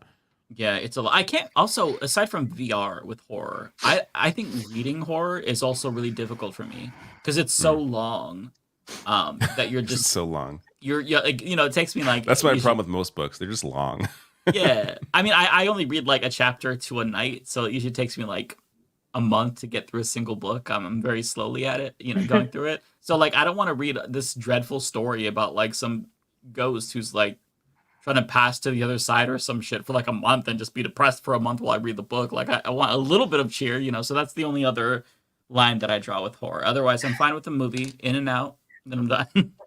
I have to watch happy stuff. The way the world is, I just the little things. Just some people love this horror movies or scary things. It gives them joy. Sometimes even suspense.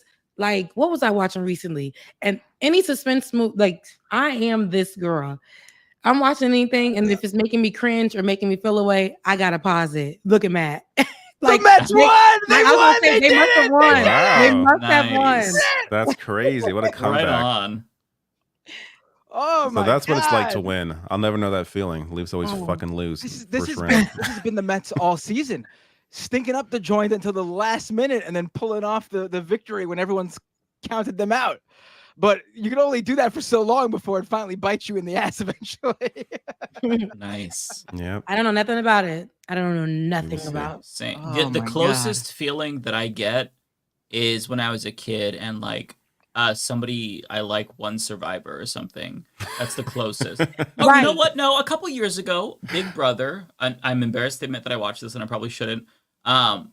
There's a season where this girl, Taylor Hale, she's actually a fan of Hassan. She's a huge lefty.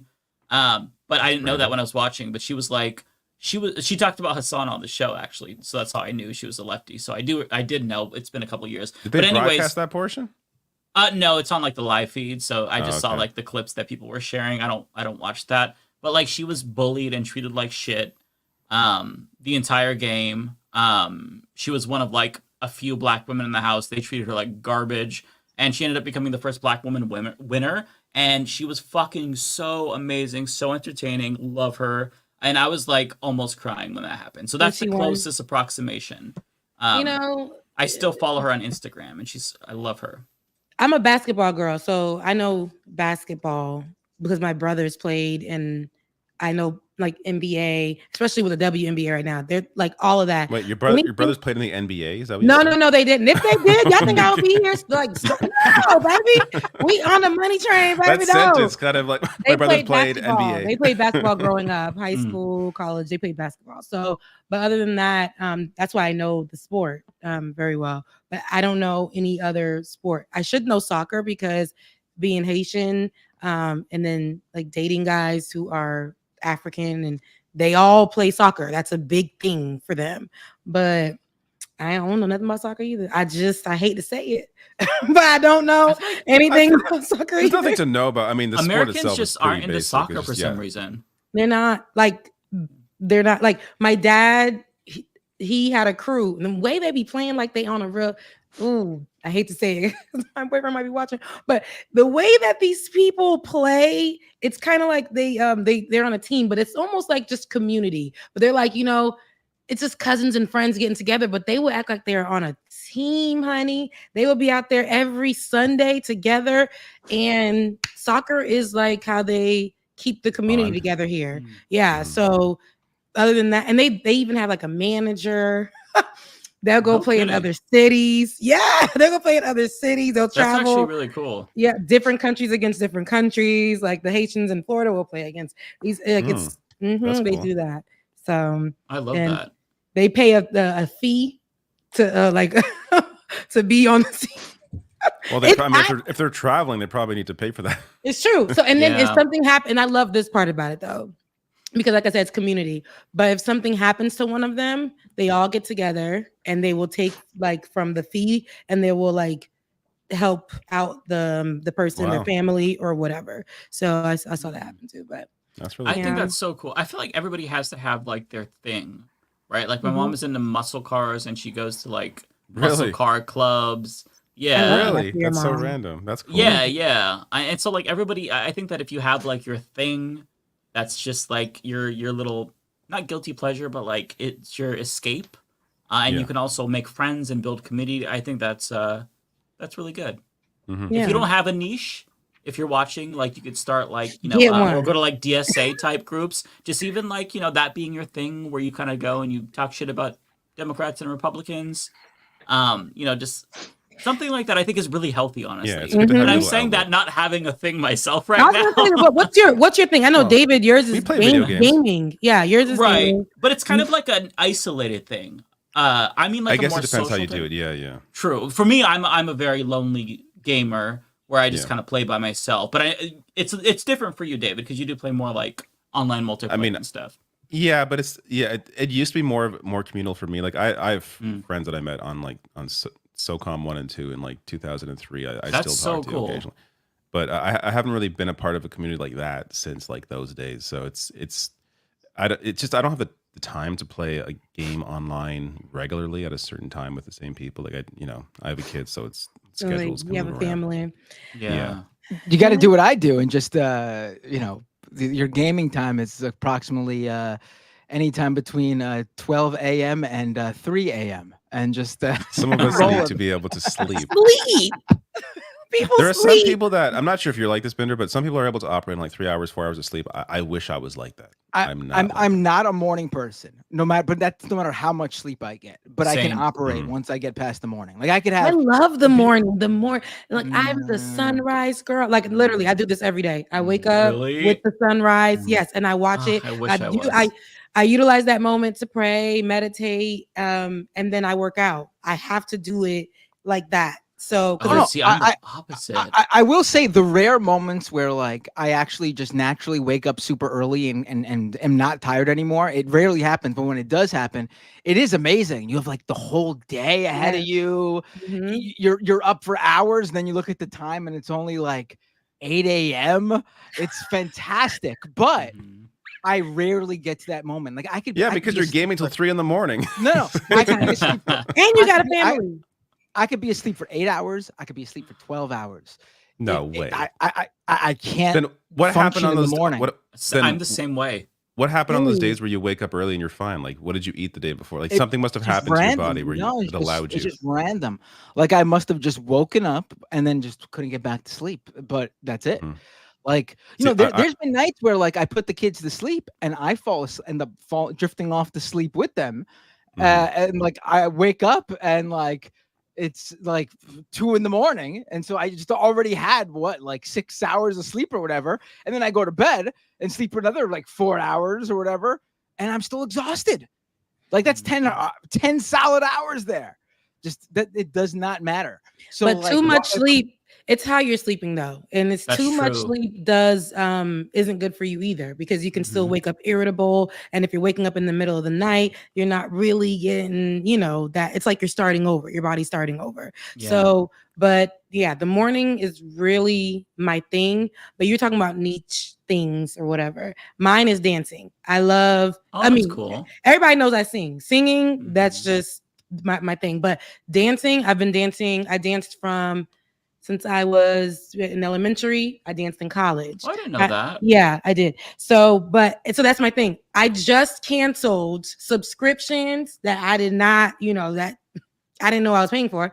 I canceled them and I got a subscription for dance. So I've been looking for like a nice dance place to go to, and I found one. So yeah. I love that. And so that's my thing. I absolutely love dance, like contemporary, jazz, hip hop, those things together. That's my thing. That's awesome. Mm-hmm. I love that. Yeah. You know, I guess I don't if I have that had confidence. if I had to choose a thing, which I haven't been into in a while, I really enjoyed taking jujitsu, and I liked sparring. It was so much fun. And I would spar with guys that were like 2 feet taller than me, but it's not like you're not like actually fighting. It's not a match. You're just kind of like it's kind of more of a workout. That was really fun. When you're like moving, when they're moving like this all over the place, that yeah, like, yeah, they're not hitting each other, but you're just kind of just. When I was younger, I took Yeah. jujitsu. It's basically like it's almost like a dance in a way where it's like, you know, when they swing, you know, you block and you're just trying to Yes, I know what you're talking about. It's hard to explain, but like it's almost like I a did video enjoy game where it's just like Street Fighter, where it's just like you gotta figure out how to counter the move. I know Street Fighter. Yeah.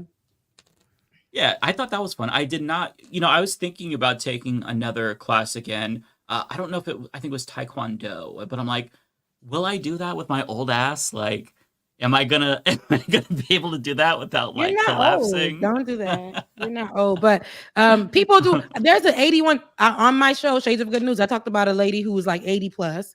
She's a power lifter, and she broke records for her age group, and she's a power lifter. There's another woman, she's about 80 something too. She jump ropes every day, and like and the power lifter lady, she was 65 and a realtor, and she was like, I'm tired of going up the stairs. My body isn't doing what it needs to do anymore. She said on her birthday, she was like, she decided, what can I do to help better myself? She said she went to the workout, and she said she was never going back because the workout was just too hard. And then she ended up going back, and she said, no, I can do this, and then ended up becoming a power lifter. So it's, and I remember this one person, they were not what is it, they didn't know how to bend their body. What is it called? Yoga. They didn't know how to do yoga. They were like so stiff. And then over a few years of just continuously doing it, baby, they are bendable, honey. Bend them over sideways, all kinds of stuff. Feet in the ear, everything you can think of. But it's like, it's just, I think it's a mental thing. And if you really want to do it and you continue to do it, it's just like workout. Like working out, you will not see the results tomorrow. I know that sucks. And I know the scale is a lie. The devil is a lie. It will make you feel like giving up that day. But you just keep on going. And then one day you wake up and you're like, damn, girl, is that you? Like, that just be all that. But it might take a while. But I think it's just sticking through it. So whatever, I feel like no matter what age you are in your life, you're never too old for something. And I learned that from watching these different people who are older than us. I think it's also because we spend most of our time in our younger years drinking, getting up to work out. I mean, like I said, I was a dancer. I would go out and be out till like 3-4 in the morning. I had to get up for rehearsals 5:30, 6 a.m. Then go on. God. They trained us. So we had to go running. FAMU. Happy birthday to FAMU, by the way. But we had to go running. We had to do all this stuff. Like, it was hazing. But we had to do all this stuff. And then like, I'll go back out that night, like, and then study for a test. It was just so, you would never find me doing those type of those activities now. However, we spend all of our time, I think, breaking ourselves down, drinking, doing all this stuff, but we don't know. And we're having a great time. And then we think that we have to spend the rest of our lives, like, it happens like that, taking care of ourselves, building ourselves back up from how we weren't aware of how we were breaking it down. But I think no matter where you are, at what age you are, whatever you choose to do, if you can do it, do it. Because that lady was old as hell. Now she is a world record breaking power lifter at 82 or something. Yeah. Yep. I would like to get back into working out. It's just every time this has happened. So every time I start to weight lift, which is what I prefer to do, I hurt my back at some point. And then that's what you're making yourself sound old. I am, but like it happened. I think it first happened when I was like 31, and then like, all right, like, so I was like, I couldn't work out for like a month, and then I got back into it again, and then like 6 months later, hurt my back, and then got to the point where like I stepped out of the shower wrong when I hurt my back. So like clearly when I first started like weightlifting, I was clearly not like the form clearly wasn't right, which is I think what helped to fuck my lower back. And I also wasn't doing a lot of like deadlifting, which helps to strengthen your lower back. And it's the lower back is usually that's what gets fucked. But I do want to like I feel like I hurt my lower back all the do time something too. again. We all do. Yeah, it's my weak spot. This past weekend, speaking of hobbies and sports, so I went to a total of 6 soccer games this past weekend. 6? Oh my god! 6. No kidding. My son played 2 on Saturday, one with his travel team and one with the school team. That's the school team's the one I coach, and then I had 2 soccer games in the league I play back to back that night. And then on Sunday, he had a soccer game with his school, and then I had a soccer game with the league I'm in too. So a total of 6 games. Oh my god!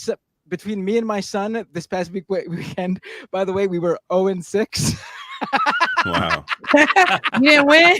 Well, it's not whether you win or lose; it's whether you enjoy. Yeah, the but game. I actually funny thing after doing the 4 games. The 2 my son played, the one of his that I coached, and the 2 games I played, totally fine after Saturday. Sunday morning, just doing something stupid. I remember like I was sitting down and I went to get up and I pulled my lower back, just like you said. And I was like, fuck, I'm going to miss my son's game. I'm going to miss my game. But I ended up just like fighting through that shit. I was in so much pain, but I coached the game and I played the game. Good for you. Nothing makes you feel old like fucking pulling a muscle or something when you're doing some random ass shit. Like I fucking tweaked my neck so bad at the gym, and all I did was I took one of the big bouncy balls that they had. Somebody left it up, and I just threw it up to put it back in its place. Somebody didn't put it back. And the way I did it, I like tweaked my neck and I like could not move my neck. And I'm like, what the fuck did I just do? It went away like in an hour. Old. But I'm like, I'm old. I'm so You're old. not old. Y'all are not old. There was one time. No, I am. There was one time where I hurt my back doing something just like normal, but like I don't know, walking down the stairs. And then like I went to bed. I woke up. I could not get out of bed. I had to literally roll out of the bed onto the floor and crawl to the washroom.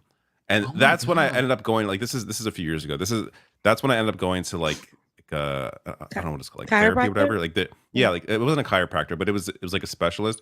And this guy did like acupuncture. Like he did the whole fucking 10 yards. It was everything. It was like over the course of like a month, slowly built my back up. I still don't really know like how that happened. Are y'all stretching? No, but you're right though. The pain. Yeah, I'm not even gonna front. Listen, I had to. I seen the difference from when in 2020 when I fell victim, okay, to eating everything in sight, like things I didn't like, and I was sad, depressed with everybody else. Then I just started getting different pains. Mind you, I just turned 30 then in 2020, so it was like things is hurting that never hurt before. Getting up too quick, and then it was like. All of that does play a role. So then when I went back to my going to work out, but in my mental health. But I remember I was getting up the other day, and because I worked out really hard, I was getting up and the little Charlie horse was trying to come here on my neck. Oh, right? That's a spot.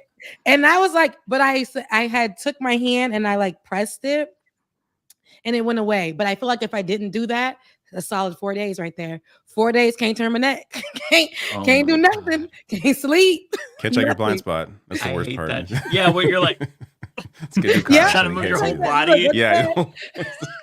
Oh my god, this is just the old person podcast. It sounds old, but we are not old because we. No, but that's why I'm playing. That's why I'm playing more than ever before. That's why I'm like keep yourself. Yeah, I don't want to be. I'm doing as much as I possibly can. I can't push myself any further. Like someone in the chat said, I want to see Coach Binder, and like, let me tell you, if a video of me coaching ever makes it to the internet, my career is over. Now I'm curious though. Let's put it this way: the parents who are watching the kids are also watching me, and I hear the laughter as I'm running up and down the field, screaming at them. I'm running more than them sometimes. Damn, do you scare the children? No. I'm motivational, but I get really into it.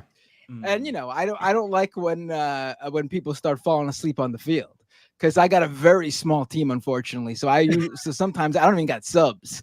So I got 11 kids who got to play through the whole 55 minutes, whatever it is. I used to play soccer. And sometimes they're losing. And I'm like, you gotta stop it. What are you doing?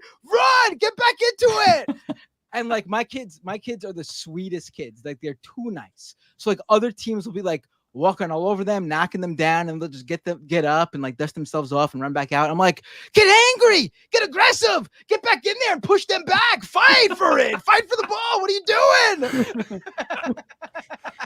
Oh, this sounds like a reality show. I want to watch this. I know. Now I'm actually interested in watching. Now it's like I do want to see that. I think I do. Yeah, to see Bender out of his element, because we just see Bender with the white background on camera. I'd like to see regular Bender. That'd be interesting. And for my son's travel team, we went to the first game of his travel team this past week, and there was a coach on not a team we were playing, but a coach on another game who was like screaming this high pitched voice that sounded like a blood curdling scream. This guy was getting stabbed. And I turned to my wife and I'm like, please tell me I don't sound like that. Because if I do, I'm not screaming anymore. And she goes, thankfully, no. You sound like you have like this guttural, like roar, like you sound like a monster. I'm like, thank God. Because if I sounded like that guy, I would not be screaming anymore. God, if I screamed like that, I'd sound like the guy from Parks and Rec, the gay dude. Just the louder I get, the gayer it sounds. So I just try to avoid it altogether. It's a lot. Not that I have a reason to scream or anything, but you know. Yeah, when I scream, it's just I don't like it. First of all, my voice is already raspy. There's that. So when I scream, I have to be really angry, and then I lose my voice for like 3 days. But I take a lot of energy. Screaming is like a lot of energy, unless you're screaming for something good. But other than that, like it's a lot with the emotion, all that. When you're angry, that's when I be screaming, and I just lose my voice. It's not fun. I don't like to scream. I ain't got no voice to give out like that. But if I was into sports, I know I'd be like that. But me watching the debate the other day, which was a snoreboard, and I know I missed it with y'all, but I was like, man, this is like. Shake it up. What the hell's going on here? Like, give me something. Actually, go ahead. Sorry, go ahead. No, I appreciate that this is what a debate should be, right? But we ain't got regular, like, this is, no, with this man here, no, like, say something. I love you, mean it, Tim. Absolutely. But I was looking for, like, it can't be like, yeah, I know you said, I know, okay, we can work together on that. We'll work together. It was so much agreeing. Yeah. This is ridiculous. You're humanizing him. So since you brought the debate up, I just wanted to bring this clip up since I did promise this in the title of my title on YouTube. JD Vance running away from a question about who won the debate. This is from the Good Liars. This is the comedy duo. This is the one moment from the debate that stood out. Is just the fact that JD Vance could not admit that Trump lost the election in 2020. And here is his interesting reaction to this. Who won the 2020 election? Could you just answer? Did Donald Trump win? Yes or no? Yes. He did win. Yep. So will you concede? Will you concede? If your opponent gets more votes, will you concede? I really feel bad for you, man. I just want to know if your opponent gets more votes, will you concede? He said he did win. Meanwhile, on stage, he won. couldn't say anything. But the fact I think that he's just saying that because he's annoyed by this guy. But yeah, I mean, it's a really easy thing to say. To just like to answer this question, it's like if my opponent gets more votes, of course I'll concede. But that's not going to happen. We're winning this. That's super easy to say that. Like he's dumb. But he's just bothered by he's not an honest person, so he doesn't even want to have to entertain this question because he knows he's coming from a place of dishonesty to begin with.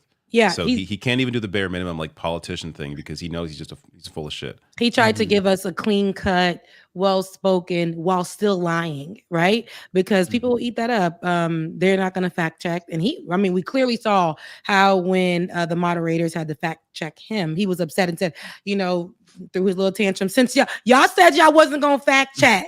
So y'all said embarrassing. y'all wasn't gonna do that. Like, okay, but since we're gonna do that, no, baby, your mic is cut.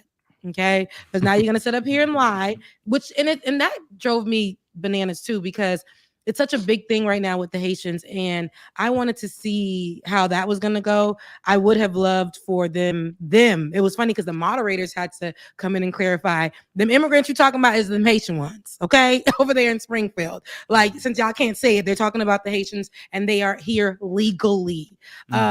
Even Tim answering back, I'm like, hey, buddy, shake it up a little bit. Right. Like, He did this not is actually a him. big topic. Like, I need you to say the Haitian immigrants are here legally, like, and move forward. Like, like, there were times I felt like he could just say something to him that easy. But I will say that part of throwing in the January 6th and, holding him accountable, or Trump accountable for that, and telling him that's who he's going to be standing by, and yada yada. That was good. Bringing that up was really good. But other than that, it just felt like he was.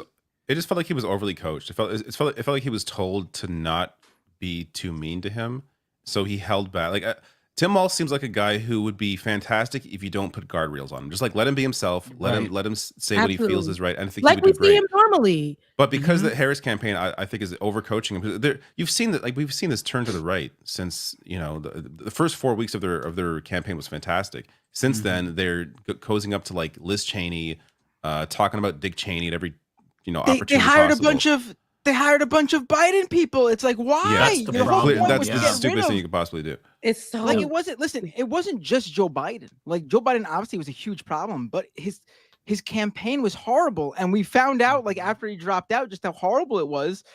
And like their answer is to just hire a bunch of these guys. Like, Makes just no sense.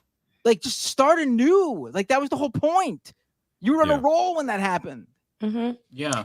And then it was interesting because the way that JD Vance continued to speak, I don't think he said anything about Biden.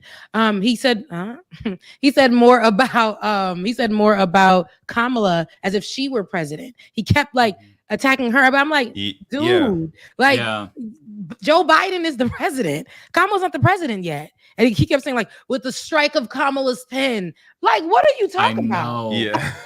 Did you see that clip of that she kid? Does from MSNBC where he was so funny. Yeah. That actually gave me a lot of hopium after feeling a little bit disillusioned after the debate, because it's like, okay, you know what? The kids are all right. I mean, he's a college student, so it's a grown man, but still, it's just to see a young person know his shit and be confident and to see through the bullshit. It's really nice to see, because when you see like the undecided voters and you see the debate and you see Twitter, you kind of start to lose a little bit of hope in humanity. So that kid, he's everything to me right now. I did a video. I put him at the end of my video. I could pull it up, I think. Yeah, you can find a link to I'll just find my video. I'm not sure what to search here.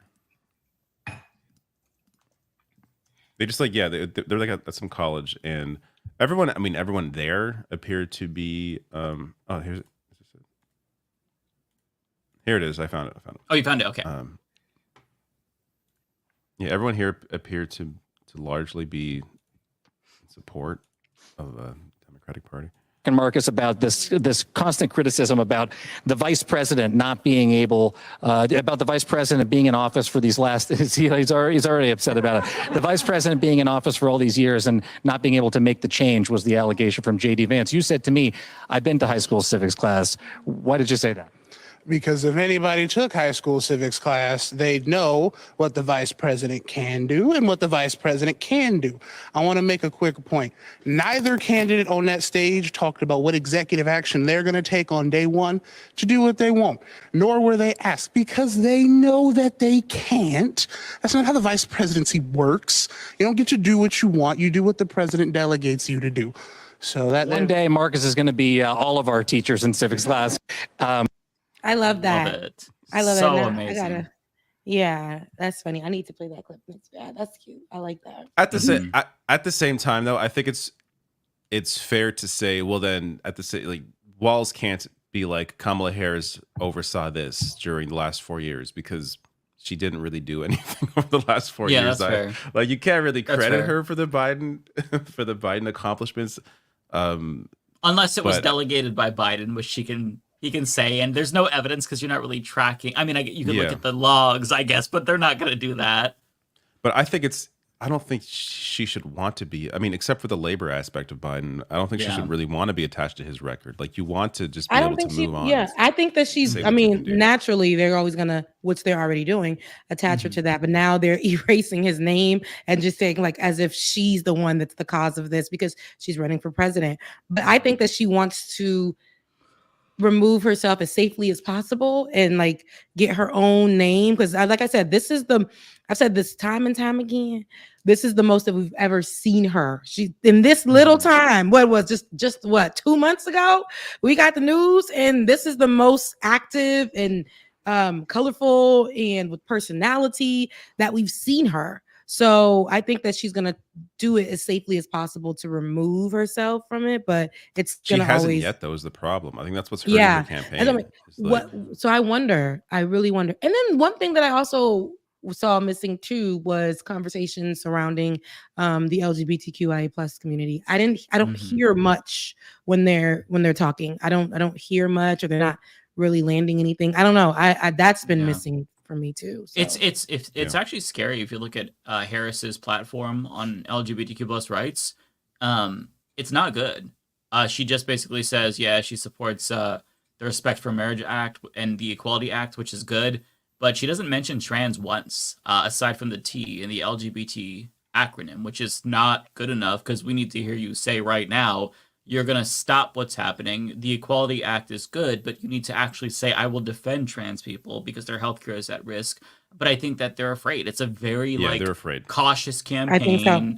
I was surprised when I saw Harris say, actually, she did break with Biden on weed. She said she would legalize weed, or we should legalize weed. Okay, that's a great start. Like, just they need to fire every single person who's giving them advice and just fucking shoot from the hip. Because this overcoaching, this overly rehearsed, like, it's not working for them. I think Harris and Walz both do better when they're not overly coached. I mean, she's a prosecutor. She's competent enough to not have to memorize everything she says. Tim Walz is just naturally a very gifted orator. I don't understand why Tim Walz had to spend, like, days being coached by Pete Buttigieg for a debate. I mean, if you come off sounding as some, that's what pretentious that explains prick, so much. That's what happened. He was, and I get why they chose Pete Buttigieg because he's very good at dismantling right-wing bullshit. But what he can do is he can go through the talking points. He has the data memorized. Tim Walz doesn't respond to it as like a wonk, even though he is wonky and knows his facts. Like, he just kind of like explains it in a very down-to-earth way that normal folks can get. Yeah. Right. He kind of traded that for like the pretentious, Ivy League wonkery. And I don't think that's good. If they fucking wanted that, they should have just got him or Shapiro. Like, they I don't picked know. Tim Walz for a reason. And that was what the only debate that we're gonna get amongst them, I believe. So I think it sucks. So that means that whatever they're doing in these next days hopefully Tim Walz goes back to being who he is and how he is, because it's fine. Because even in his criticisms, it's we've heard in the past, it's strong. It's still like a fatherly criticism. It's like that, and he needs to go back to that, because buddy best friend bipartisan thing, drop it, baby. No. It ain't working. Yeah. It ain't working. That was terrible. Mm-hmm. Yeah. All right, 33 more days, folks. 33 more days till the election. Let's get to we're at the end of the show. Let me look. We're at the end of the show, like it's my show. You are correct. You can take if you're gonna end at this time. We take the reins, but I'm out of here. So I wanted to. Somebody asked me about the super chats. I don't have them right now just yet. We're on October 8th. I think that's when they let me, come back and reapply. So that should be back somewhere. Hopefully sometime in October. But thank you so much, Yusef. Sorry, I said your government and it's infinite. My bad. That's just the first name. You're fine, I think. He said for air out Mayor Adams again. I don't know if you guys were talking about him earlier. One Yusef in the world has just been doxxed. It's over for him. No, I didn't give the last name, but Thank you so much, Infinite. And if y'all haven't, go and check out Olay's doc on this. Yeah, I saw it come out today. I haven't watched it yet. It is so I need to good. watch it too. It's so good. Omega, thank you so much. Said for keep on shining, because I'm a try. And then said for found some money in my consenting couch. Thank you so much. All right, y'all. I love being with y'all. And I'm not going to be here next Thursday. I might be here because my flight, we'll see how the flight does it. But I may or may not be here because I'm going to go back home for the funeral. But I love you guys. I love being here with you guys. I missed you guys so much. Great video, by the way. Your Haitian video. Thank you. Good. I cited your video in my video about the Haitian immigrants as well, because everybody has to see it. Everybody go check that out. It's so fucking good. It is the video. Thank you, because I don't play about being Haitian. Oh yeah, and happy birthday to Florida A&M University, the #1 HBCU in the nation. That's mine. All right, bye guys. Take care. Bye. Oh my God! Why does it do this to us? Because we were in the zoom in option. All right, Tabula Rasa. Members Get in your super chats now, folks. Get them in now. No, there's enough in already. We could stop at 44. That's a lot. No, send more. And we're gonna run through them. I've got a member super chat. Woo! In your ear like Scary Movie 2. Violate you like a client state who's defiant. Wait, the hills are alive. Threat to survive. Oh man, what is that from? That is a rap. I like the. Is that an original? The alliteration, but I don't know what that's from. If that's original, that's amazing, Tabula. Fantastic. Forbinder, Tokyo Hans. Says here early. Here early. I got it. Here early. Want to see how long this is visible. I'm giving him the time to be visible. Oh my God. Next. Who's this for? It's gonna be Binder. That's for me. Kowalski with a $10 super chat. Thank you, Kowalski. I may have been overly optimistic when I said I could fight God after getting my vaccinations and taking 700, I'm guessing that's milligrams, right, of caffeine. Yes. I'm starting to get a little tired. I'm starting getting a little tired while I'm operating heavy machinery. Oh no. Be careful, Kowalski. Please do not do that. That's a terrible idea. Thank you so much, Bay Photo, member for 4 months. Jeremy, thank you for your $10 Canadian. How likely is this doomer future? Trump gets elected, serves 6 to 12 months. Vance cabinet invoke 25th and remove Trump from office so they can more competently implement Project 2025. Well, there's too many. Too many if statements there for me to. Very specific too. Yeah, I don't. I'd rather not live down what things are possible or not possible. Let's live in the present. That's how you live life. Ignar Husky, member super chat. Thank you, Ignar. What's insane is both parties are relatively the same on immigration and more to the right than Reagan now. It's wild, and Dems think this will win elections. Yeah, I don't like that they've taken such a strong turn on immigration because they were supposed to be the alternative, and they've just kind of adopted the right-wing position. But since they've done that, Trump has shifted to the right. And I don't like this. They're following Republicans to the right, and it's a dark, dangerous path. They should be pushing against these types of narratives. The reason why most Americans support mass deportation is, one, because a lot of Americans are racist, but two, because Democrats have not been pushing back against this. Don't run away from this because it's unpopular. Like, educate your voters, educate your base. No counter narratives is just going to lead to shit like that. Kowalski, thank you so much for the $9.99. Very, very kind. Common phrase I see on Tinder is in central Nebraska is you have to be a believer or love Jesus. Then I quote Jesus to them and they call me a communist. If there's one thing I hate, it's hypocrites. Oh, I think you meant on Tinder. Okay, so that is weird. Is that really does that really piss them off when you quote Jesus? Are you doing it in like a lefty sense? Because that's actually kind of funny. He is a communist. I love that. Law Gnomes, thank you for your $10. Says, with the Trump arguments unsealed, what remaining questions do you have for what happened on Jan 6? I have no questions. I don't even think about it, to be honest with you. Like who planted the packaging of the DNC? I completely forgot that even happened. And why didn't they expect Pence to be at the Senate? I got to admit, I just don't think. about Jan 6 at all. Like I think about it in terms of like Trump is dangerous, but I don't think about like, oh, what happened there with that package.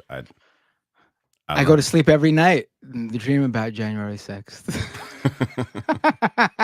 Just not in my mind. I dream that it's me in that office, Nancy Pelosi's office, putting my feet up on the desk. I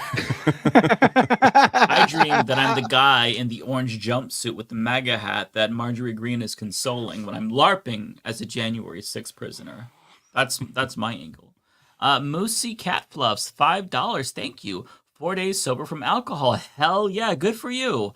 I'm knitting instead of drinking during tonight's stream. Osborne, independent Senate candidate from Nebraska, is polling +4 over incumbent Republican. I saw that. That's actually really exciting. If Republicans lose that seat to an independent, that would be amazing. Like, I have some disagreements with him, but he's not like a psychotic Republican. He kind of just feels like a Democrat with some right-leaning tendencies. I'd say the impression that I get from him is that he's better than Manchin, even as an independent. So I would love to see him kick her ass. For those who haven't seen the ad that Dana Osborne put out, he basically talked about how the Republican was corrupt and how she needed to wear like logos on her blazer like NASCAR. So that way you could see all her corporate sponsors. And he got somebody to play his opponent and just like, you couldn't see the face, but she was wearing the blazer and, he's pointing to it. It was phenomenal ad, honestly. So I'm rooting for him. I'm sure I'll hate him when he gets elected. That's how you pick up support, is like just point out, these politicians were sold off. Genius. Law Gnomes, thank you again for your $5. Says also, do we figure out what happened with the panic buttons? What's up with the panic buttons? And how they knew which windows would be able to be broken in. I think they just hit whatever windows they saw. I don't think too deeply about Jan 6. Matt. Oh, the government, Tokyo Hans with a 2,000 yen. Wow, how much is that? That's got to be like that's like $1K, right? 1K, right? I'm assuming it's something like that. Maybe two. Yeah. $20. The Springfield government specifically requested that they get to house the Haitians that came. Now Trump is being Trump, and people who don't even live in Springfield want to do crystal knocked. Mind your own damn business. Yeah, good. Yeah, exactly. Yes. Ignar Husky with $10. Thank you, Ignar. As a union worker, I've worked with migrants in my workplace, Ethiopians, Jamaicans, etc. Hardest working people I've had the pleasure to work with. It hurt us to shun them and turn them away. Absolutely agree. I think that most people who know immigrants or work with immigrants have the same experience. Like, these are people who are genuinely just trying to fucking make it in this country. I could not imagine starting over in another country. So I commend them for doing that. And look, they're human beings. So the fact that there's so much commotion over it, I hate it, but it's racism, and America was founded on racism, so it's not surprising, but I'm not going to tolerate it. So, I like that people are sharing these stories about, their coworkers who are immigrants and stuff like that, because that's part of how you break through. When you get to know people and you share your experiences, then you can't feign ignorance if you know somebody or know somebody that knows somebody. So yeah, keep sharing that. Is this one for me? Actually, okay. Old man house phone. I don't know why that screen is making me laugh so much. Matt, this is for David. Send Mike my regards. Some of my favorite YouTube people. Okay, awesome. Thank you, old man house phone. I will send Mike the regards. Yes. Thank you, David. This is also for me. AOD fan with a membership super chat. Member for 14 months. Wow. Thanks a lot, AOD fan. Everyone see Anna Kasparian Substack. Apparently it's our fault for her right-wing pivot. I heard about this. I saw the headline. I saw like the little subheader.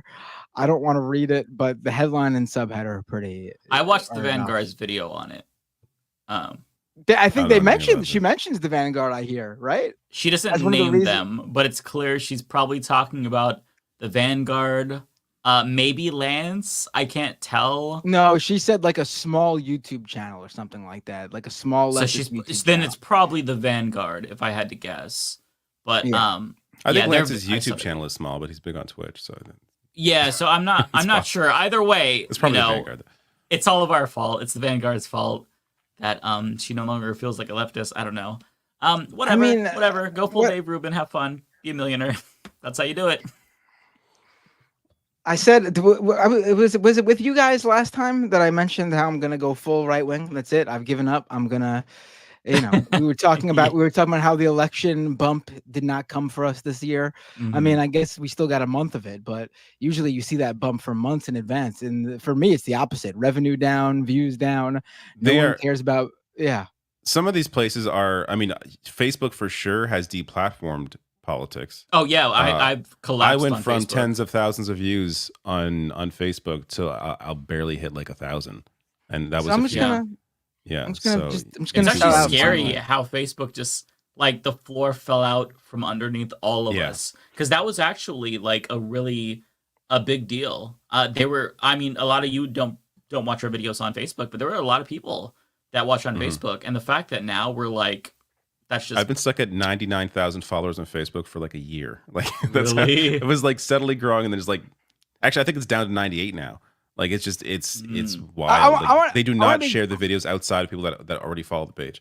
Right. I want to be clear to people in the chat. I'm not complaining about you guys. You guys are the people who are here.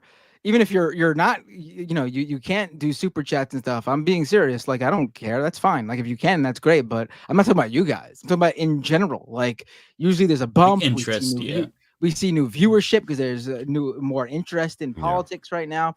It's just not happening, and that's not your fault. Or honestly, I know you guys are bringing up the Facebook issue. I don't really have any traffic come from Facebook. But I haven't really noticed anything regarding YouTube or anything either. Like though, like this is just, I think people legitimately not as interested in this presidential election as exactly in previous presidential elections. It was like that until Kamala Harris came in, and then there was like a little like more interest for like for a month. But or so. It's too. It's not enough time. Yeah, it's not enough time to build that up into something more sustainable. I mean, like I said, I'm just waiting for this to be over so we can see what ends up going forward, like what the next couple of years are going to be like. Because right now it's just like, I would really not. I do not want to talk about Trump for the next 4 fucking years or longer. I honestly, I think it'd be good for business, honestly. I don't even care. I'll take the hit. I don't want to fucking talk about Trump. Yeah, honestly, I would rather not do this than have to talk about Trump for 4 years. Like that thought is so depressing to me to have to deal people with this ass. People like Brian Tyler Cohen buy themselves like 2 new houses if Trump gets elected. Oh my God. Think of all. He's not the only one. Driving around and doing videos from a Lambo or something, like doing selfie videos about how Trump is dangerous for democracy. But if I had the ability, the mental capacity to just like ride that train, I could have. I had this fucking channel before he did, and look where he is. Look where I am. What did I do? Being a person that is willing to criticize Democratic Party. Well, it's funny because look what I've done to myself. You can see, David, the difference where you'll post a video, or like I'll post a video that's like anti-Trump, or it's a positive one for Democrats, and it just blows up. But then the next video you make, you're shitting on them because they pissed you off, and so all those people who just joined are checking out. It's like a yo-yo effect for years and years. The way the algorithm works as well is if you have like a few videos in a row on like positive stuff about like, I don't know, polling or Kamala Harris, whatever, it'll be like, oh, so you're pro-Democrat, awesome. And then but then you have a video where you're criticizing like, Biden's policies or Kamala Harris, and then that video just falls off a cliff because it's serving the audience that the algorithm thinks you're the algorithm works like you're either Democrat or you're Republican, or you're I can't even fucking talk. I'm so late. Republican. If you are independent, it's just like it doesn't know what to do with you. Right. So it's just it's interesting. You're in this like void. Leftist media has been around for a really long time, and then like all of a sudden under Trump, like staunchly pro-Democratic Party media. Digital media, obviously, pro-Democratic Party media is like mainstream, obviously. But I'm talking about in terms of the digital stuff, like YouTube and social media stuff. That's fairly new. That didn't really exist to that level. Like they weren't people raking in the cash for being super pro-Obama during the Obama years from like doing YouTube videos. Like obviously, writers would get hired by big publications and they would make hundreds of thousands of dollars. There's certain people I'm talking about. But there was no like independent pro-Democratic Party media because you were doing that. You would aim for getting hired somewhere. But then like under Trump, it's like there's not obviously not as many channels as the right-wing channels, but like people who just cover Donald Trump from a Democratic perspective, like they are making a lot. They're making a lot. Yeah. They're And making like fuck knocking, you money, retire at 40 a lot. I'm not knocking those guys. They're doing a good job for their stuff. Like I was just joking with I don't even know Brian Tyler Cohen. I think he's a nice guy. People. Yeah, he seems like a really nice guy. He gave me a shout out actually too. Yeah, he shouted me out too, like a year ago or something. It's like, okay, well that's really cool. We never talked. I appreciate that. I'm not even saying he's fake or anything. Like he probably really does feel that way. It seems like it from the videos. But like I like no matter how much I like dislike Donald Trump, I just cannot do a fucking daily Donald Trump update unless like something really newsworthy actually happens. Yeah, no. But like these guys It's are not able even to do it. interesting They to me. find a I way can't to even- do it. Yeah. Yeah. Yeah. Like I just don't think he's like he's interesting to me for all the reasons that like would not it put me in good graces with like hardcore Democrats. I think the guy's fucking hilarious. He's funny. Not like I don't like him. He's a horrible person. I knock down his policies all the time, but I gotta actually talk about something like, if I see like the 2800th time at a rally where he says something about not respecting the election results, I can't like make the 2000th video about how horrible that is for democracy. At this point, it's just fucking so ridiculous. It's funny to me. Yeah. And then he has shit like this. 1 and 0 and 2. It's just like the way he talks. He's just a ridiculous person. Yeah. Who's this for? Also, this is Mike showed off someone who I had no idea. He told me about a guy the other day who just don't like, mention the name on stream. I won't mention names. I didn't know about this. I've seen this individual on Twitter, and I just thought they were the same person. They were just like a leftist content creator. Don't really watch anyone's channels, really. I'll watch you guys and Ole every now and then, obviously the majority report. No, every now and then you guys I do watch. I just don't have the time to watch too much. But no, I feel but like Mike told me about this guy. He's like, have you seen what his pivot was? And I was like, no, and I checked it out. And it was just like he's doing like the Democrat Party's version of fake news, and I'm like, InfoWars. I'm like the video he's uploading is like so and so right winger found dead. And I'm like, that person's not dead. The video has like 100,000 views. I'm like, what the fuck? And no one in the comments is saying anything about the title being wrong. It's like, what's going on here? When I saw that was happening? the wildest fucking shit. And then I checked the Social Blade of how much money they're making each month, and I'm like, life is so unfair. Why am I wasting my time meticulously researching, spending all day researching for one video, and it gets like teeny tiny fraction of that? Like, oh my god, life is unfair. What if I do a second channel where I'm not on screen and I do like a voice changer and I'm just some other person and I'm doing that shit? Have like the second income stream. It's just like InfoWars. Do the TikTok AI voice, like the one that sounds like Morgan Freeman. Dems would love that shit. Morgan Freeman, but like voice telling them all the horrible things Trump did that day. That would. We are giving somebody who's watching an idea here. It's just the hardest part is like getting in the algorithm, but those videos sometimes find a way. You know what probably happens too.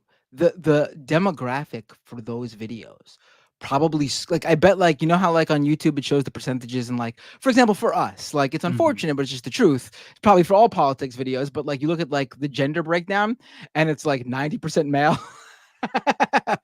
It's just the truth. I'm sure you guys see the same. I bet for like, I got the gay boost. I'm at actually. 78% actually, man. Yeah, mine is more closer. Oh, female mine, no, now. I'm a sausage fest man over here. But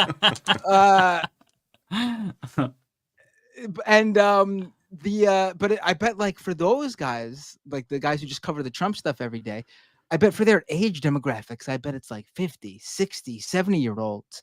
And I bet the advertising, the CPM for those older people is probably so fucking high. Oh, that makes so much more sense. So because they got money and advertisers want to attract that money. Like, listen, I know, like they say, like the golden advertiser, like block, the key for demo. TV, the key demo is like 18 to 45-year-old males or something like that, I think. But I got to assume that like maybe that's the key demo in terms of like the number of people plus money, but in terms of like pure just like targeting based solely on who's got money.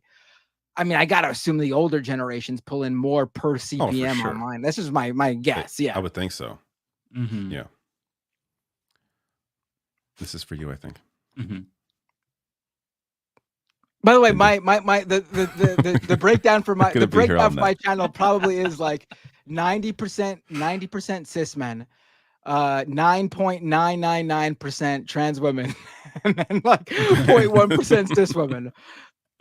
Wow, women are really not into you. It's your, I think this is you. Women love me. I'm really happy that I'm not at parity, but I'm closer to David's numbers. Like it's in the 70s. And I'm saying I'm not complaining. I enjoy those. I don't need women to watch me. I'll take my. This is a boys' club. I want more women to watch me. Actually, why is politics like that? Why is it like? Is it because it's politics, or is it because we're all guys that it's mostly men watching? I don't know, honestly. I don't want to. Yeah, it's just the truth. It is because it's politics. Like, it's not sexist to like say. It's just like, I'm not saying women don't care about politics. I'm saying they're not the ones watching fucking 10 hours of independent YouTube channels. Every day. That's which is like why overall women probably are like so much healthier mentally than. That's why they live longer. Exactly. No, exactly. They are partaking in politics elsewhere. Mm-hmm. Like they're just not. They're just not sitting there and watching fucking. They're just watching The View. No, I'm not saying that either. That's you fucking misogynist. I'm joking. I used to watch. I'm not even joking. I used to watch The View, just like the beginning, because I just wanted to hear what they were saying about. Unironically. Are you kidding me? When Rosie O'Donnell and Elizabeth Hasselbeck had a fight, that was fucking awesome. They hated each other. That show was so entertaining. But once Meghan McCain, like that era was terrible. Like, so I stopped watching I did genuinely enjoy shitting on her though on YouTube. Like I loved making videos about Meghan McCain. Tony, one of my mods is on YouTube, is pointing out. She's pointing out that all my mods are actually exclusively female. So I don't know how that happened, but that is correct. So that's your female audience then. You have a matriarch. Yeah. The male dominated. You make all of the mods. Right. Smart. It's like they're I'm what's his face from Dune, and they're the Bene Gesserit. I had a different I was gonna say something else. I was gonna call them Binder's Angels.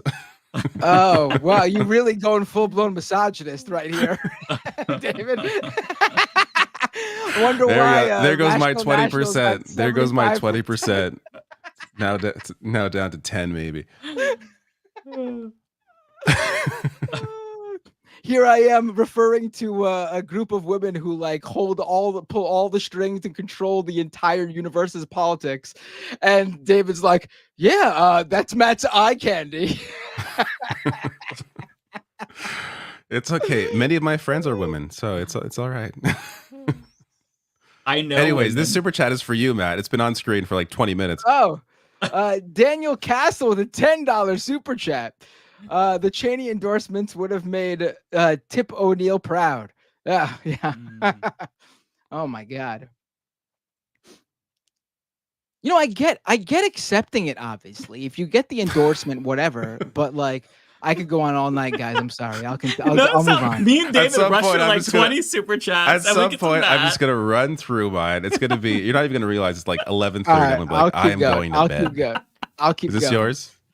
Listen, I'm telling you, I get my second win during super chats. Maybe yes, Red Jacks maybe for me the- and Mike should go first, and then you can end the show as like the Binder show. We can do that if you want, right? Red Jacks for $10 super chat. Thank you so much, Red Jacks. This election went from depressing to hopeful to depressing again in the span of what, a month? Hey, welcome to the life of a Mets fan, Red Jacks. I'm prepared for disappointment because I really can't hope at this point. Harris's campaign is garbage. It's bad. It's bad. Listen, I let's just get past. And it the started election. strong too. Seriously, Yes. let's just get past the election. Yeah. Oh, Ole's here. Hey, Ole. Oh, hey. Always nice to see Ole. Mm-hmm. Go watch her video on Eric Adams, everybody. I saw that today. I'm like, oh shit, I want to watch this. Hour long. I need to find. Yeah, the I'm gonna time. watch it tomorrow. It's a Need to movie. make some time. Yeah. Oh, this is the big one I that love we've all been waiting the thumbnail of it too. It's like, I'm like, who made this art? It's a nice So piece of art good. for the thumbnail. Celeste says, I'm not lying when I say Democrats are demon rats are gonna lose. Celeste likes to troll my chat. Has been doing that for a few years now. Celeste thank you, is always Celeste, for sweet to making an me. appearance. David's just trying to hide that his right wing audience. Yeah, just a bunch of trolls. No, just have to always watch me. Celeste is very well known among at least me and Mike here. David's demographic: 75% male, 25% female, 100% right wing troll somehow. Not for me. Oh, is this for me? Shit. Danny Belmont, thank you so much for your $10 super chat. Says, I'm planning a road trip from Chicago to Toronto. First time in Canada. If you've been there, I have. Any cool places I should check out while there? Oh, man. For me, like restaurants come to mind, bars come to mind. Like, I don't know. What do you want? What do you want to do? Cool places. It really depends what you're looking like. Are you looking for? Do you just want to, I'd say you could do the touristy stuff. Go to the CN Tower. That's, it's fun to go up that. Didn't you say? Didn't you say your sports team is back into playing? What is that? Hockey, right? Oh my God, I can't even fucking get tickets there. They're sold out every game. They're so fucking Oh, expensive. really? It's the most expensive tickets in the entire league by far. Really? It's insane how crazy. Yeah, Leafs are they have the biggest fan base in the entire. Leafs have fans that no matter where they go to play a game, they could be in Arizona, which is no longer a team anymore, but they could go there and there are Leaf fans there. Oh, that's everything. it's That's insane. every team. Every team. No, but I'm talking like in it when the last game in Arizona when they were there last year, their cheers for Toronto were louder than the Arizona fans. Like there were more Leaf fans because they were playing in like a fucking university. It was a terrible situation Arizona was in. They're now in Utah, but they were playing in like some like university rink, and there were more Leaf fans there than there were Arizona Coyote fans. It was wild. But I don't know. God, honestly, your best bet is to look. I'm not a tour guide, so like look up like, great places to go to in Toronto. I'm sure you'll find a lot of suggestions. Oh, can you check out I can't get into like a Niagara tourist Falls mind and think of what they would from enjoy. the Toronto side, right? Niagara Falls is like an hour and a half away. Oh, south. really? Oh, Yeah. So on the way to Toronto, you could see Niagara Falls. I googled the things to do in it's near Toronto, Buffalo. and they told me Niagara Falls. What? What is this? Some American list you're looking at? No, just like the Google sponsored results. Like, I guess they view Toronto as like all of Ontario. Go to a Tim Hortons. Oh God, no! Don't go there. You could do that here in New York. We got them here. We don't have them. There's better At least coffee. I've never seen one on the There's West definitely Coast. better coffee than Tim Hortons in Toronto. Wait, actually, there's why not aren't even, you? there's probably not even that many There's Tim Hortons there, but there's probably more Starbucks in Toronto than Tim Hortons. Oh Why yeah. aren't you mentioning the Hockey Hall of Fame, David? I didn't know that. If they're into hockey, hey, if they said I'm into hockey, where should I go? I would say the Hockey Hall of Fame. How's the I would walk- Toronto Zoo? I just David? enjoy walking around. I enjoy walking around at night in Toronto. Like it's just a nice city. It's always active. Queen Street West used to be a great place to walk around. It's more developed now in a way that kind of took away some of its charm. But How's I the don't know. Toronto Go Zoo? around. I have not been there in years, and that is not you have a kid Toronto proper. That's okay. it's like I've been to the zoo with him, but not the Toronto Zoo. Oh, so what's a good zoo to go into in Toronto? If you're traveling, you hit up the big zoo in the city if it's a major city. Toronto Zoo, but it's I think it's in Mississauga, so I don't think it's in the city of Toronto. I forget where the Toronto is. Is it in Toronto?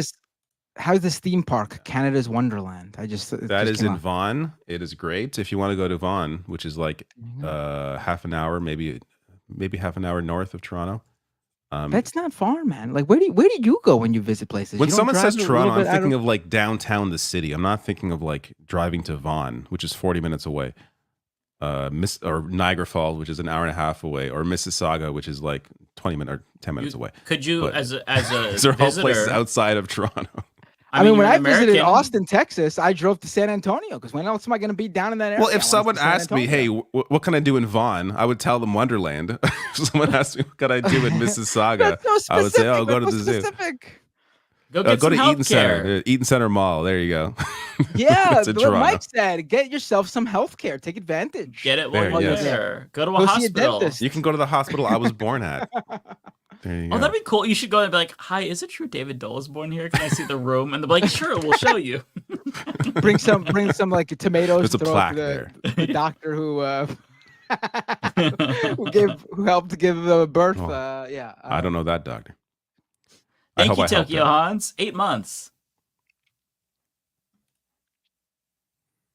Kowalski says, in my opinion, I don't think the Democrats have a political agenda. I think they migrate towards power, and corporate America is not happy about the Trump tariffs. Bad strategy since it won't mobilize voters. You are correct.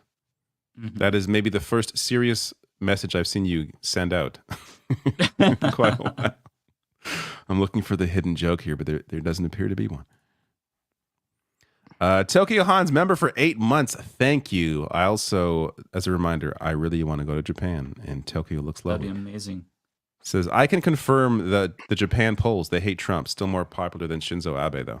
Damn. Wow. I have a question. I have a question, Damn. Tokyo Hans. I mean, it makes sense. Is the thingamajiggy that assassinated Shinzo Abe? Is it like in a museum somewhere? Like, can you go visit the thingamajiggy? They probably destroyed that. I doubt they want to. Can you visit Japan's the too proud of a nation to like It's the display the doohickey, murder that's what weapon. it's called. Doohickey? No, but apparently it's the first time an assassination ever like actually made the people of the country who the leader who ran who was assassinated. It was the first time the country was actually like, let's look into why this guy wanted to assassinate him. And then they ended up going like, you know what? He got a point there. Guy had a point. And There's they never a changed point it. for an act of violence like that. No, Trying to get us all demonetized on YouTube. I'm not saying that's what happened, but that's what actually happened. That's what the For country the first did. time ever.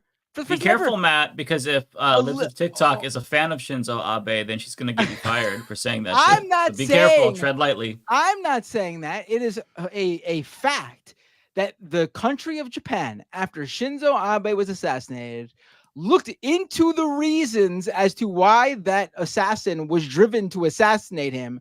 And it completely changed the politics of Japan because that religious cult group that ran that party was like defunded or whatever, like destabilized, was like disenfranchised, whatever it was that actually happened. Well, I believe you. To answer the question about Toronto, I looked things up that reminded me of things. The Royal Ontario Museum, the ROM, that's a great place to go. Castle Loma, it's like this old castle. You could check that out. St. Lawrence Market, it's a cool little market in Toronto. The Art Gallery of Ontario, it's also there, the AGO. Hockey Hall of Fame. Oh, Ripley's Aquarium. That's a cool. Oh, there's an aquarium right below the CN Tower. Awesome. It's like this bigger. It's really cool. It's a good place. High Park. It's a great park, which I may have been there once because I never lived near High Park. But High Park is a nice place, and that's what comes up. Yonge and Dundas Square is kind of like our Times Square, but it's not as impressive. All right. Chris with $5. Thank you so much, Chris. Still think Walls won the debate based on content. I'd agree. Vance had good delivery, but was crazy AF. Totally agree with that. As for polls, wait until more weird Vance clips come out. Yes. We'll have to wait a little bit to see. We must rely on that. A85 Ramos with a super chat. That might be for me, unless you have the exact same one. Oh no, I have one from him. I'm sorry, but not that one. I got ahead of myself because I saw the username. I think it's the next one. Actually, there's 2 in a row. Or 3 in a row. Having Doc and seeing the rhetoric has me wondering if it will be worth it to uproot my whole life and move back to Mexico. Can't help you there. But it is wild to see how far right the rhetoric has gotten. What state do you live in? Where do you live? That answers a lot of questions too. Also, what are you experiencing? If it hasn't entered your community yet, I wouldn't. I would say don't uproot your life before we find out what's going on. Ramos with a super chat. I look at what my country, Mexico, is doing, actually fighting neoliberalism, at the very least, moving in actual progressive policies. I mean, let me put it this way. If you actually do want to move to Mexico, by all means. I mean, listen, I think people can find a home anywhere they want. There's the idea that America is the only great country. It's just like that. I gotta say, yeah, as a Canadian that covers American politics, that is one of the more, I wouldn't say annoying, but just like, there's a lot of great countries to live in. Like, you don't have to pretend. Like, there's plenty of places that are wonderful. Like, I like aspects about the United States. I also like aspects about other countries I've visited. I haven't visited very many, but the ones I have visited, Mexico is one of them, been very nice. It's totally like your call, but I would say don't let the politics of what's going on like force your hand. Yeah. Unless it's like actually specifically affecting your family. Like, obviously, like if like a policy passes that like directly, immediately affects your daily life, then yeah, that's different. A85 Ramos with $5. Thank you, Ramos. Plus, Mexico beat the U.S. to the first female president in North America, and she is a climate scientist. That is really cool to see, by the way. I am so impressed by Sheinbaum. She is the first woman and first Jewish president. She's a supporter of Palestinian human rights, climate scientist. You love to see it. You absolutely love to see it. Ignar Husky with $5. Thank you, Ignar. Y'all should get Paul's ego on for Cinema Talk. He loves Three Body Problem and horror. Okay. You'd love talking movies with him, I think. Should reach out to him. He sounds really familiar. I feel like I know who that is, but I don't like horror. I would not like the conversation. His face doesn't come to my mind, but I've heard that name. I know who that is. Is that he hosts a podcast with TJ, right? Is that the same person? I'm not sure, but yeah, that's cool. I'll have to listen to his horror movie talk. Terabyte with $2. I'd suggest watching. I saw the TV Glow. Tara, I heard about that actually. I'm gonna look into that. I tried watching it the other night, but I was too tired and I had to tap out. Not because of the movie. The second I put it on, I knew I wasn't gonna be able to. So I was like, I gotta save it because I really want to see this movie. Okay. So is it newer? I will. It just came out on streaming. It came out maybe like late last year. It's a new movie. Okay. I'm guessing this is a horror movie. Awesome. Tara, thank you so much for the recommendation. Yeah, I saw somebody else say something about this movie too. I'm definitely going to check it out. Psychological horror drama. Okay. Probably going to watch it. I like it. This weekend. I'm out. I don't watch it tonight or tomorrow. I'll report back. Cosmere Dragon with $5. Thank you, Cosmere. Not usually a fan of horror, but Cabin in the Woods is literally the best horror movie. Actually, that is such a good one. I saw that movie. Yeah, That's good, I enjoyed right? that movie. I forget. I don't remember being scared by it. Because it's so unexpected. Yeah, right? I remember it being really interesting. Like, oh, I didn't expect this. Like, you think it's a horror movie, and then it just shakes everything up. Yeah, I don't want to spoil anything, but it's just really interesting. Right. That movie has a weird personal thing with me. I remember it being very good, but I was in like a trance when I saw it, so I have to rewatch it. Basically, my siblings and my cousins, we all got together to go see it, to get our mind off of things right after my grandma's wake in 2012. Oh my God. So like, I remember it being really good, but also I was like in a trance while watching it. So I have to rewatch it. Yeah. That's weird time fair. to watch it. Yeah. This for me? No. Who's this for? Matt, I think. Oh, it is for me. Cold Dog with a super chat. Member for 14 months. David should watch the Evil Dead series. Funny horror. You should. Well, there's a few of the newer. I don't Evil Dead like was gross shit actually though. Aren't those gross? Really? Yeah, Evil Dead is gross. Yeah, but the newer that latest Evil Dead one is so fucking good and scary and There's depressing. a new Evil Dead? There's a newer. It came out like last year. Oh, I depressing! think. Can't wait to watch that. It was Horror depressing movie as watched hell. so fucking weird. I swear to God. Oh, this was Was it so Evil- depressing. I loved it. Evil Dead Rise. Do you hear yourselves? Evil Dead Rise. That's Evil such a Dead great- Rise. It was really Really? fucking good though. Okay. I see. It's Halloween month, so I like watching horror movies. What I find really you like Beetlejuice? are You there like any? Beetlejuice, David? Yeah. Yeah. Actually, is that horror? I'd watch Horror. Beetlejuice. It's like a comedy horror. Yeah, I'd watch Beetlejuice too. I haven't watched that, but I would watch it. What were you gonna say? I just find that I always think about like the filmmakers behind horror because it's such a specific thing. Mhm. Like I'd watch a documentary on like just horror movie directors on like what their minds are like and how they operate. Like what their are their lives, are they okay? Do they exist? Like what are their day-to-day lives like? Are they just normal people that are just super into this, that are able to really create these films based on these terrible things? David, Oh, do when you I was in- watch, find that interesting. Do you watch Chris When I was- Stuckman's movie reviews on YouTube? I don't watch any movie now. Oh, okay, because he's making a horror movie actually, and he's just kind of like a nerd, like us, like into video games, has a bunch of video game tattoos. I've heard that guy's name before. Yeah, I actually really appreciate his reviews, and I'm excited to watch his movie. Sorry, what were you gonna say, Matt? Someone in the chat just said Beetlejuice is not horror.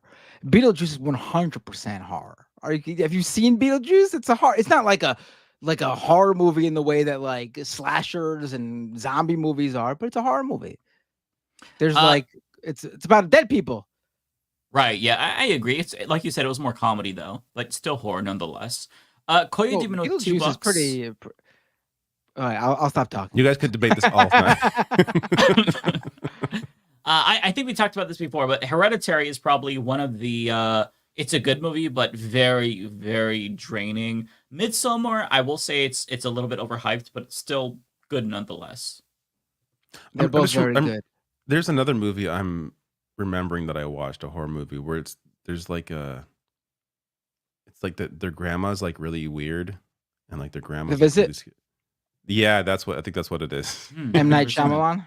Yes, I think that's why I watch it. I'll watch his movies. I will usually watch because they don't tend to be too like scary horror. They're gory, more just like interesting. Yeah. Mm-hmm. No, I like his stuff. I even his bad. I do too. That one was a little freaky to me though. I was like, that one was good. His grandma's freaky. Actually, I want to watch the new one. The new, which I don't think it's horror either, but the new one.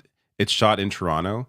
And you could actually see my old apartment in in the trailer. No like one of the places. Like, I live there. Are you in the window waving during the scene? Like, no, I think I had left by that point. Is that the one with Josh Hartnett, like about the pop star?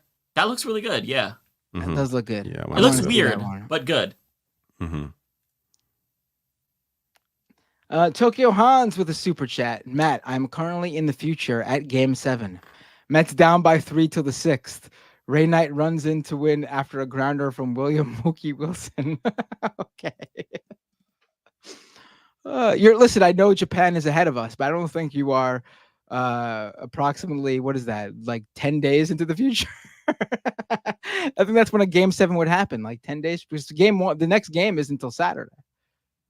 Who are they playing next? The Phillies. We're going to be crazy. Mets, Phillies. It's going to be, yeah. I'm calling it. We're gonna see a fucking Subway Series this year. Our World Series is going to be Mets Yankees. I'm calling it right now.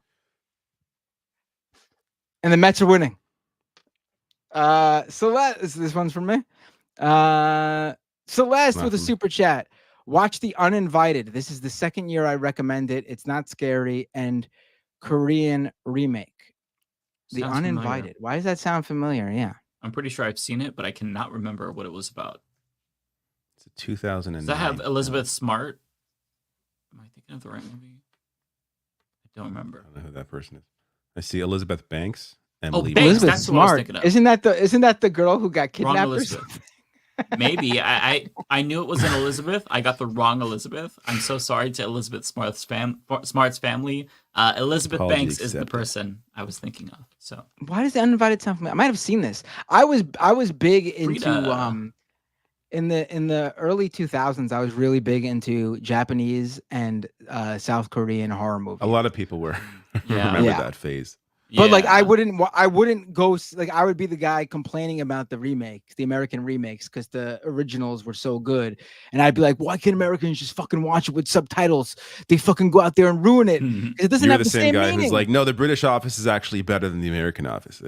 You should watch I the original Office. never watched either Office. I couldn't make it through a single episode of the British Office. It was so bad. They're doing an Australian Office though, so we'll see how that Yeah, I goes. saw the trailer. It was pretty good, actually. I did not watch the trailer, but I forgot to, but I'll check it out. Fritza, 199. Thank you, Fritza. I'm not a fan of horror movies. I do not bemoan anyone who don't like horror movies because I feel like it is weird that I like horror movies. I think David's point about it being like depressing and whatnot, like that makes sense to not want to watch that. So I don't understand why I like it, and I understand why you don't like it. It's not logical. It isn't. Celeste with a super chat. I thought this was David's chat. It was for him. Wait, this one or the previous one? I'm guessing the previous one. That's so well.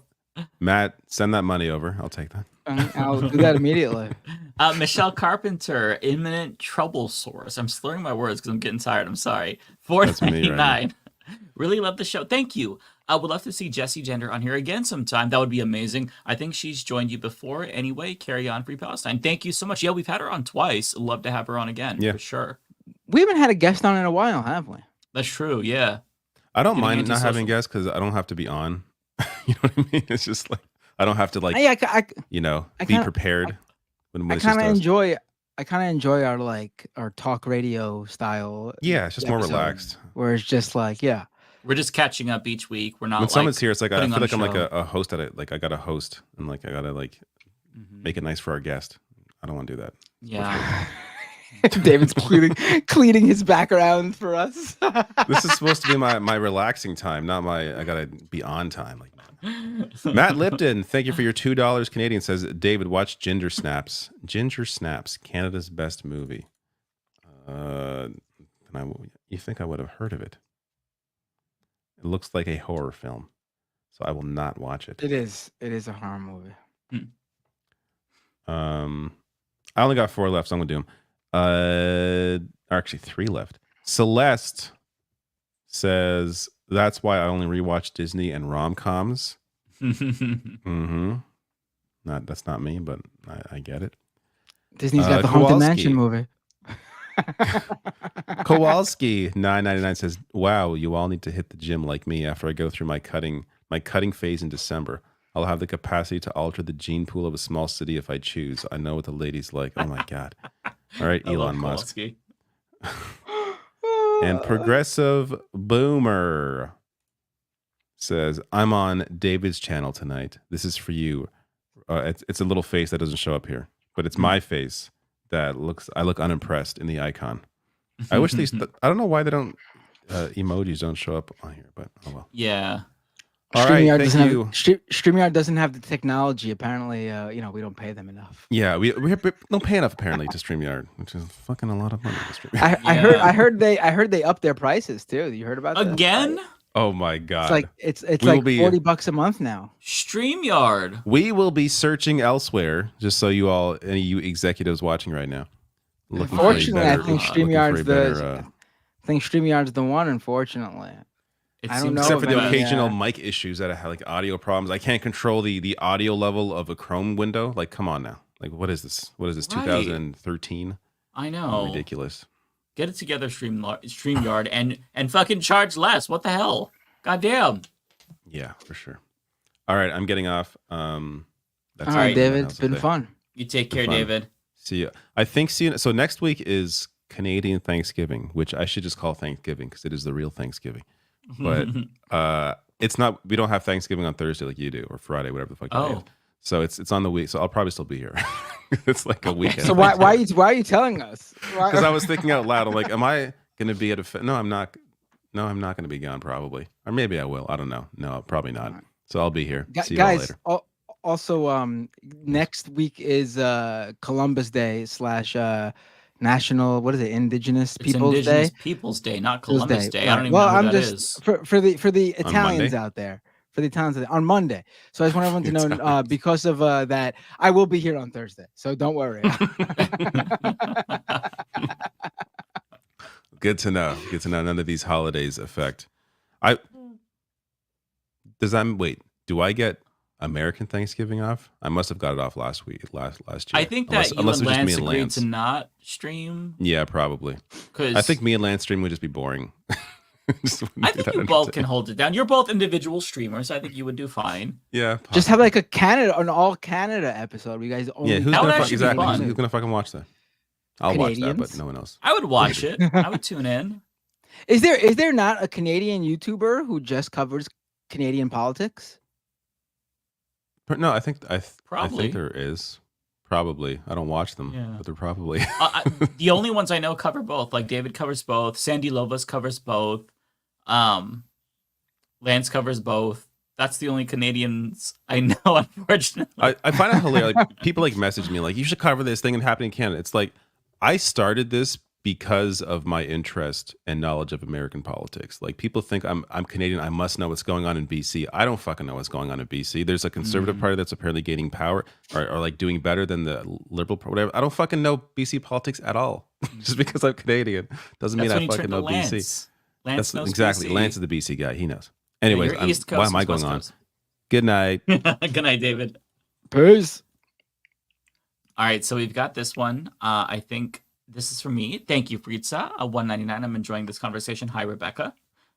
Thank you so much. Shami Sengupta with 999. Thank you so much. Know Your Enemy Pod had on 2 uncommitted founders, Waleed Shahid and Abbas Alaway, spilled the tea on pro-Palestine DNC speaker, said Dems and Harris campaign institutionally Islamophobia. I'll have to check that out. Know Your Enemy Pod. Wouldn't surprise me. Yeah. Yeah, I would like to I know. what they have to say. I know Waleed. He worked on the Cynthia Nixon campaign, and so I worked alongside him. No kidding. Yeah, that's a good really guy. Cool. He was with I enjoy Justice his Dems. content. Yeah.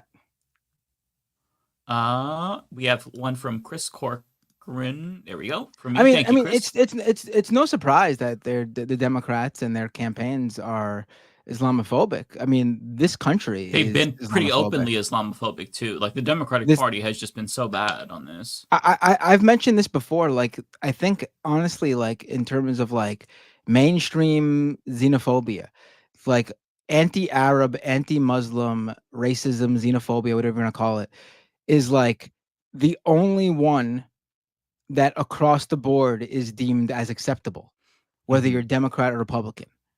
Yeah. Like if you are like other marginalized groups undoubtedly experience tons of racism, but there is a substantial portion of people of some sort of ideology that says like this is wrong.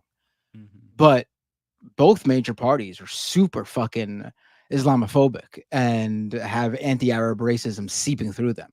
Like there's no one there for that. Yeah. Rashida Tlaib had to intervene to try to put pressure on Biden to help get an American out of Lebanon. It's just it's very fucked up. So I would like to see that because that sounds interesting. Chris, thank you so much for the $5. Zateo interviewed someone who said she heard people like Blinken have belittled Kamala. The Biden admin seemingly doesn't care if they fuck with her race. I'll have to check that out. Zateo is putting out amazing content. I would like to hear that, and that doesn't surprise me, honestly.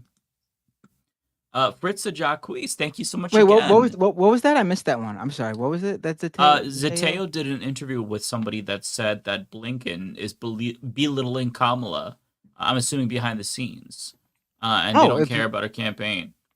They are. There's no doubt about it that the Biden administration is actively sabotaging the Kamala Harris's campaign. There's just no. Yeah. How do you say you're trying to strike a ceasefire deal between Israel and Hamas, and then Israel goes ahead under your administration? Israel goes ahead and bombs Lebanon, Yemen, they're trying to stoke another war, a war as well with Iran.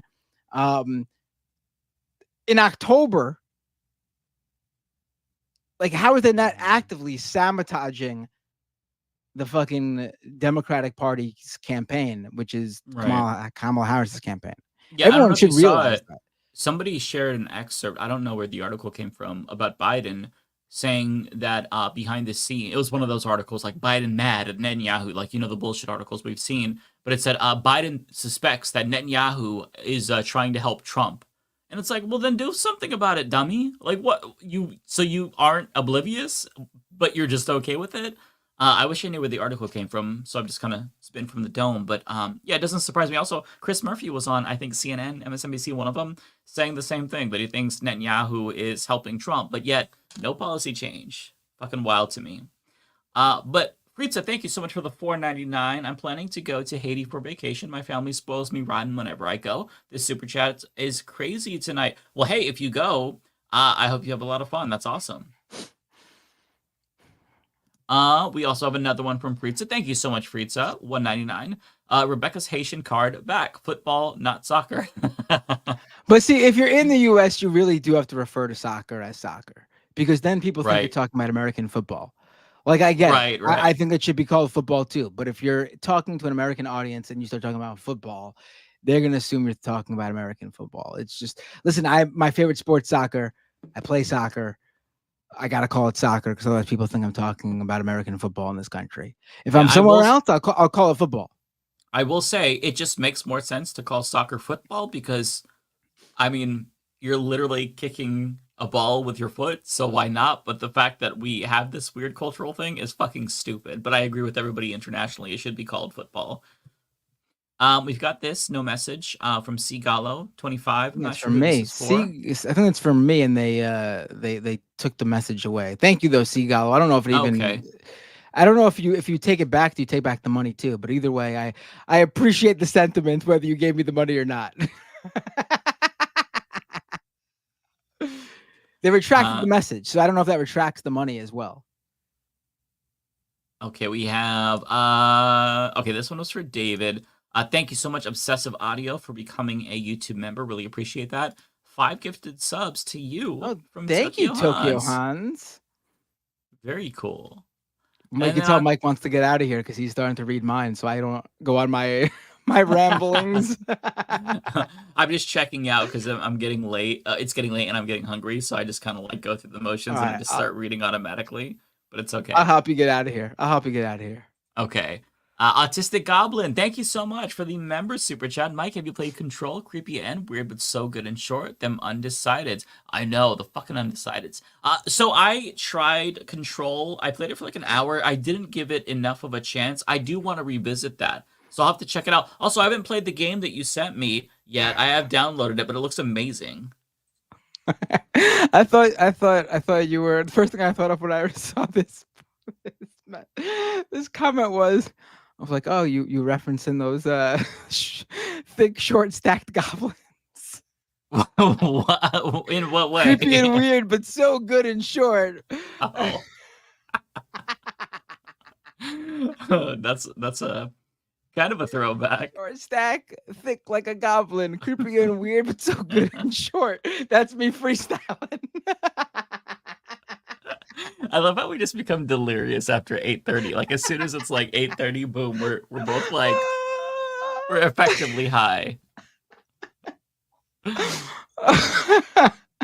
Okay, so EJ, thank you for the $2. Have you seen Anna Kasparian's Unaligned Substack? Yeah, so I forgot who got the super chat, but yeah, I watched the Vanguard video on it. Vanguard, look, they've got all the tea. I try to keep up to date because without them, I would not know what's going on. Terabyte, $2. I love their Substack is called Unaligned. Like totally like Jordan Peterson, Dave Rubin style name. Like what the like unaligned, like in the middle, not centrist, left, not right, not yes, forward, I'm unaligned. Yeah, I mean that's how it starts, right?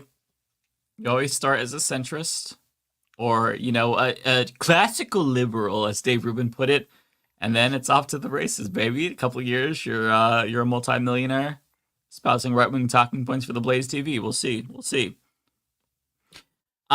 Thank you, Tara. Please check your Twitter DMs. I will do that. I'll try to do that tonight or at least tomorrow. Appreciate you. We've got this one for you. What can you do with a super chat? Taking raid suggestions. Dan from the internet is just goofing around, but I think it'd be a lark to barge in and say hello from the Leftist Mafia crew. Yeah, we'll do that after we're over. Hell yeah! I'm Nice sure you to see sent what you can do. Yeah, I'm sure you sent that. I'm sure you sent that message about an hour ago when you thought we were wrapping up, but here we are. You know us. Super chats is when the show starts, basically. Yes. This is for you. Parker with a super chat. Joner 2 is not that bad. Don't believe the non-hype. Joner 2. I'm assuming you mean Joker. No, they mean boner. Joner.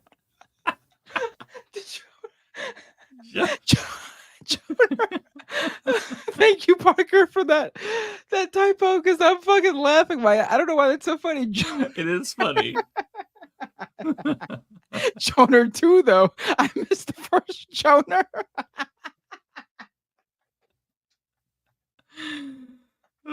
It reminds me of when somebody, a long time ago, I don't remember when, we were doing a chat and Dr. Dre came up and somebody said still Dur instead of still Dre, and I just lost it for like 30 minutes for no reason. It just Joner 2.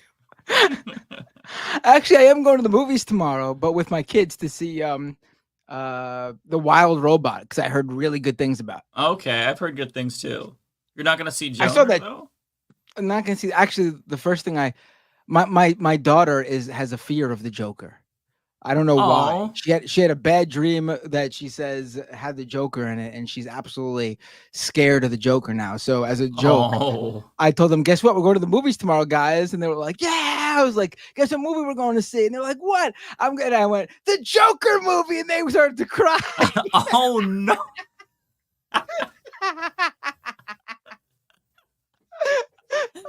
Damn, you're like ruthlessly trolling them. Okay, so I think that this one is for me. 180K Chan, thank you for the $5. I fear with so many Republicans supporting Harris might get more dinos. Yeah, I kind of wish that they weren't a big tent party and they did do more gatekeeping, because the more you open the doors to Republicans, the more that the ideology skews right in the party. And we were starting to make some progress with, the success of Bernie and popularity of like AOC and the squad. So it absolutely does worry me a lot. Now, that is my last. So the rest are for you. Oh, wow. All right. I told them immediately, by the way. I hear people saying what a horrible person I am. I told them immediately after that we're going to see The Wild Robot, and the crying, it turned into cheers. Calibrating with a giving me 50 secs. Don't know what a sec is, but I'll take the secs. That's a lot. 50 secs. Matt, your voice is a great one. I once asked a stupid person if he was catering to PDFs. He tried to recruit me to work on his XXX phone lines. That message went all over the place. By the way, it's Swedish kronas. Okay, I looked it up. I appreciate the sex though. Calibrate. Oh my god, it sounds like that person you were talking to legit might need to be like on a fucking list. Yeah. Also, very bad segue from Matt. Your voice is great. That reminds me of the pedophile I was talking to. Don't do that next time to me. I was confused while reading.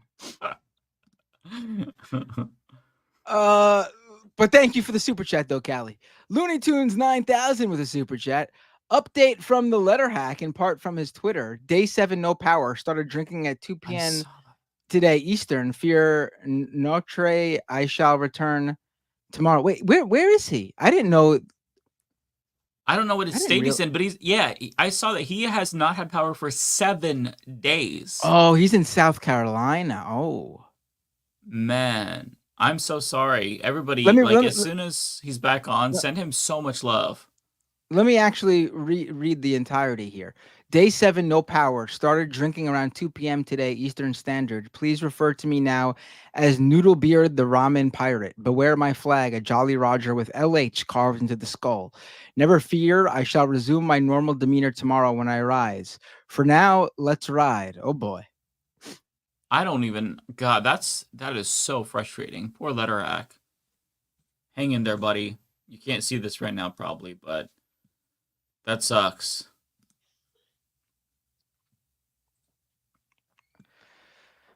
Tokyo Hans with a super chat. The gun is locked up. You mean the doohickey is locked up in some police station. Got it. Makes sense. Eventually, I'm sure it'll be in some museum. Tokyo Hans with another super chat. Not YouTube, but Canadian news Twitch streamer Hildebeest is great, and she bakes cakes. Oh, I'll have to check Hildebeest out. Oh, she's amazing. And Ton Boson with a super chat. New woke content detectors curated list of games just dropped. You got to know if your games are DEI, LGBTQ.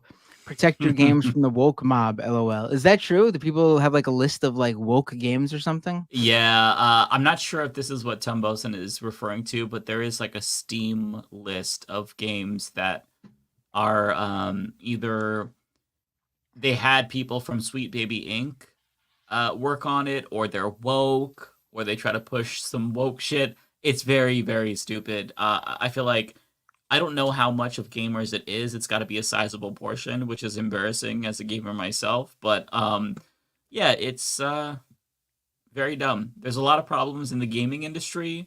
There's a lot of layoffs, exploitation of workers. There's abuse, really terrible working conditions, bad environments being cultivated by these companies. But wokeness is not one of the problems of the gaming industry. You could say microtransactions, over monetization, but wokeness? I don't think that's why games are in a bad spot right now. I don't know, man. I saw a few new video games were coming out, and there were girl leads as like the main character in the game, which that in and of itself isn't wokeness. However, the virtual boobs on these virtual women were very small, and that is wokeness. We all know main characters can be female in video games, but they gotta have big boobs. Otherwise, that's woke. And if they don't get the physics right of the jiggliness, then that's also woke. If the big boobs are jiggling around in the video game, then that's woke as well. You're right. Yeah, they have to be able to be fully attracted to the character. Otherwise, they won't be able to play the game and enjoy it. So, yep. Well, that's it. Do you have anybody on Twitch you wanna shout out? I do. Thank you. Yeah. I got some. Oh wow. Hold on. Oh boy. Hold on. Give me a second here. Ice me out like Elsa. Resubscribe with Prime. Subscriber for 20 months. Thank you. Suddenly becoming religious as an adult is a red flag. Usually, yes. Yeah. Dr. Dragon Rider with 20 bits. My ex-girlfriend's stepfather molested her and her younger sister when they were 12 and 10. Oh my God. I'm so sorry to hear that. The church told them not to go to the cops, and her mom covered for him. And they, quote, they did everything right and they excommuned them, close quote. Still hasn't apologized. These evangelists are demons, literally. They stopped getting presents from Santa and started getting gifts from Jesus. Not a joke. What? Wow. I mean, I can't speak to the first part because that's horrible, and that's just nothing more to say about that than horrible. But like, Jesus doesn't give gifts. That's not part of the whole Jesus thing. That doesn't even make sense from like a canonical whatever it is standpoint from the Bible. Like Jesus doesn't go around giving, like he had miracles happen to help people, but he wasn't delivering people gifts. Wow. That's Jolly Saint Nick. That's even like part of like the religion, though, at least in Catholic school. Saint Nicholas was known for leaving the gifts. Mm-hmm. And then he ends up transforming culturally over the years into Santa Claus. That's a lot. That's really a lot. I'm sorry to hear that. Poon Ages or Poon Ages. Don't know where. I'm guessing Poon Ages. Rated me. Thank you, Poon Ages. I appreciate that. And Shakespeare or Shakespeare rated me as well today. Thank you so much, both of you. Poon Ages and Shakespeare. Really appreciate it. Thanks, Poon. Very cool. Yeah, I got Shakespeare and Poon Ages. The duality of the internet. Yes. Dan is still on Twitch. I realized I was not even following Dan. I'm subscribed to him on YouTube, but I wasn't following him on Twitch, so I corrected that. Yeah, do you want to raid Dan? Yeah, hold on. Let me you should raid Maple Take, says Jen Sue. I'll raid Maple Takes next time, I promise. We already got a request for Dan. Yeah, Jen, remind us next time, okay? I love rating new people, but me too. We got the Dan request early, and Dan's a friend of the show. But Dan, what is it? Dan from the internet, right? I don't. It's even see him Dan on from right the now. web. Oh right, you see, that's confusing when he does that. You got to keep it. Yeah. You got to keep it across the board. As best That's as why you I was can. throwing up. I'm like, wait, are we sure he's live? Because he's got Mm-hmm. a small viewer count, which makes me think he's not live. He's like closing, or maybe I'm wrong. No, he's live. I just checked. Okay, cool. So we'll help him out. I guess he just started the stream. Maybe we'll send That's him what I'm the. thinking. Yeah. No, it says he's been going for almost 3 hours. Okay. It happens. We'll send them some viewers right now. You ready to press it, Mike? I'm pressing start raid. All right, everyone. Thank you so much for tuning in this week. You had 2 Leftist Mafia episodes this week with the debate and the usual show. We'll see you again next week. And thanks to the raiders, the super chatters, all of you. Really appreciate it. Buckle in. We're heading towards that final month before the election. Yep. Ready, Mike? We'll see you all next week. I already hit raid. I'm hitting it now. All right. Take care, folks.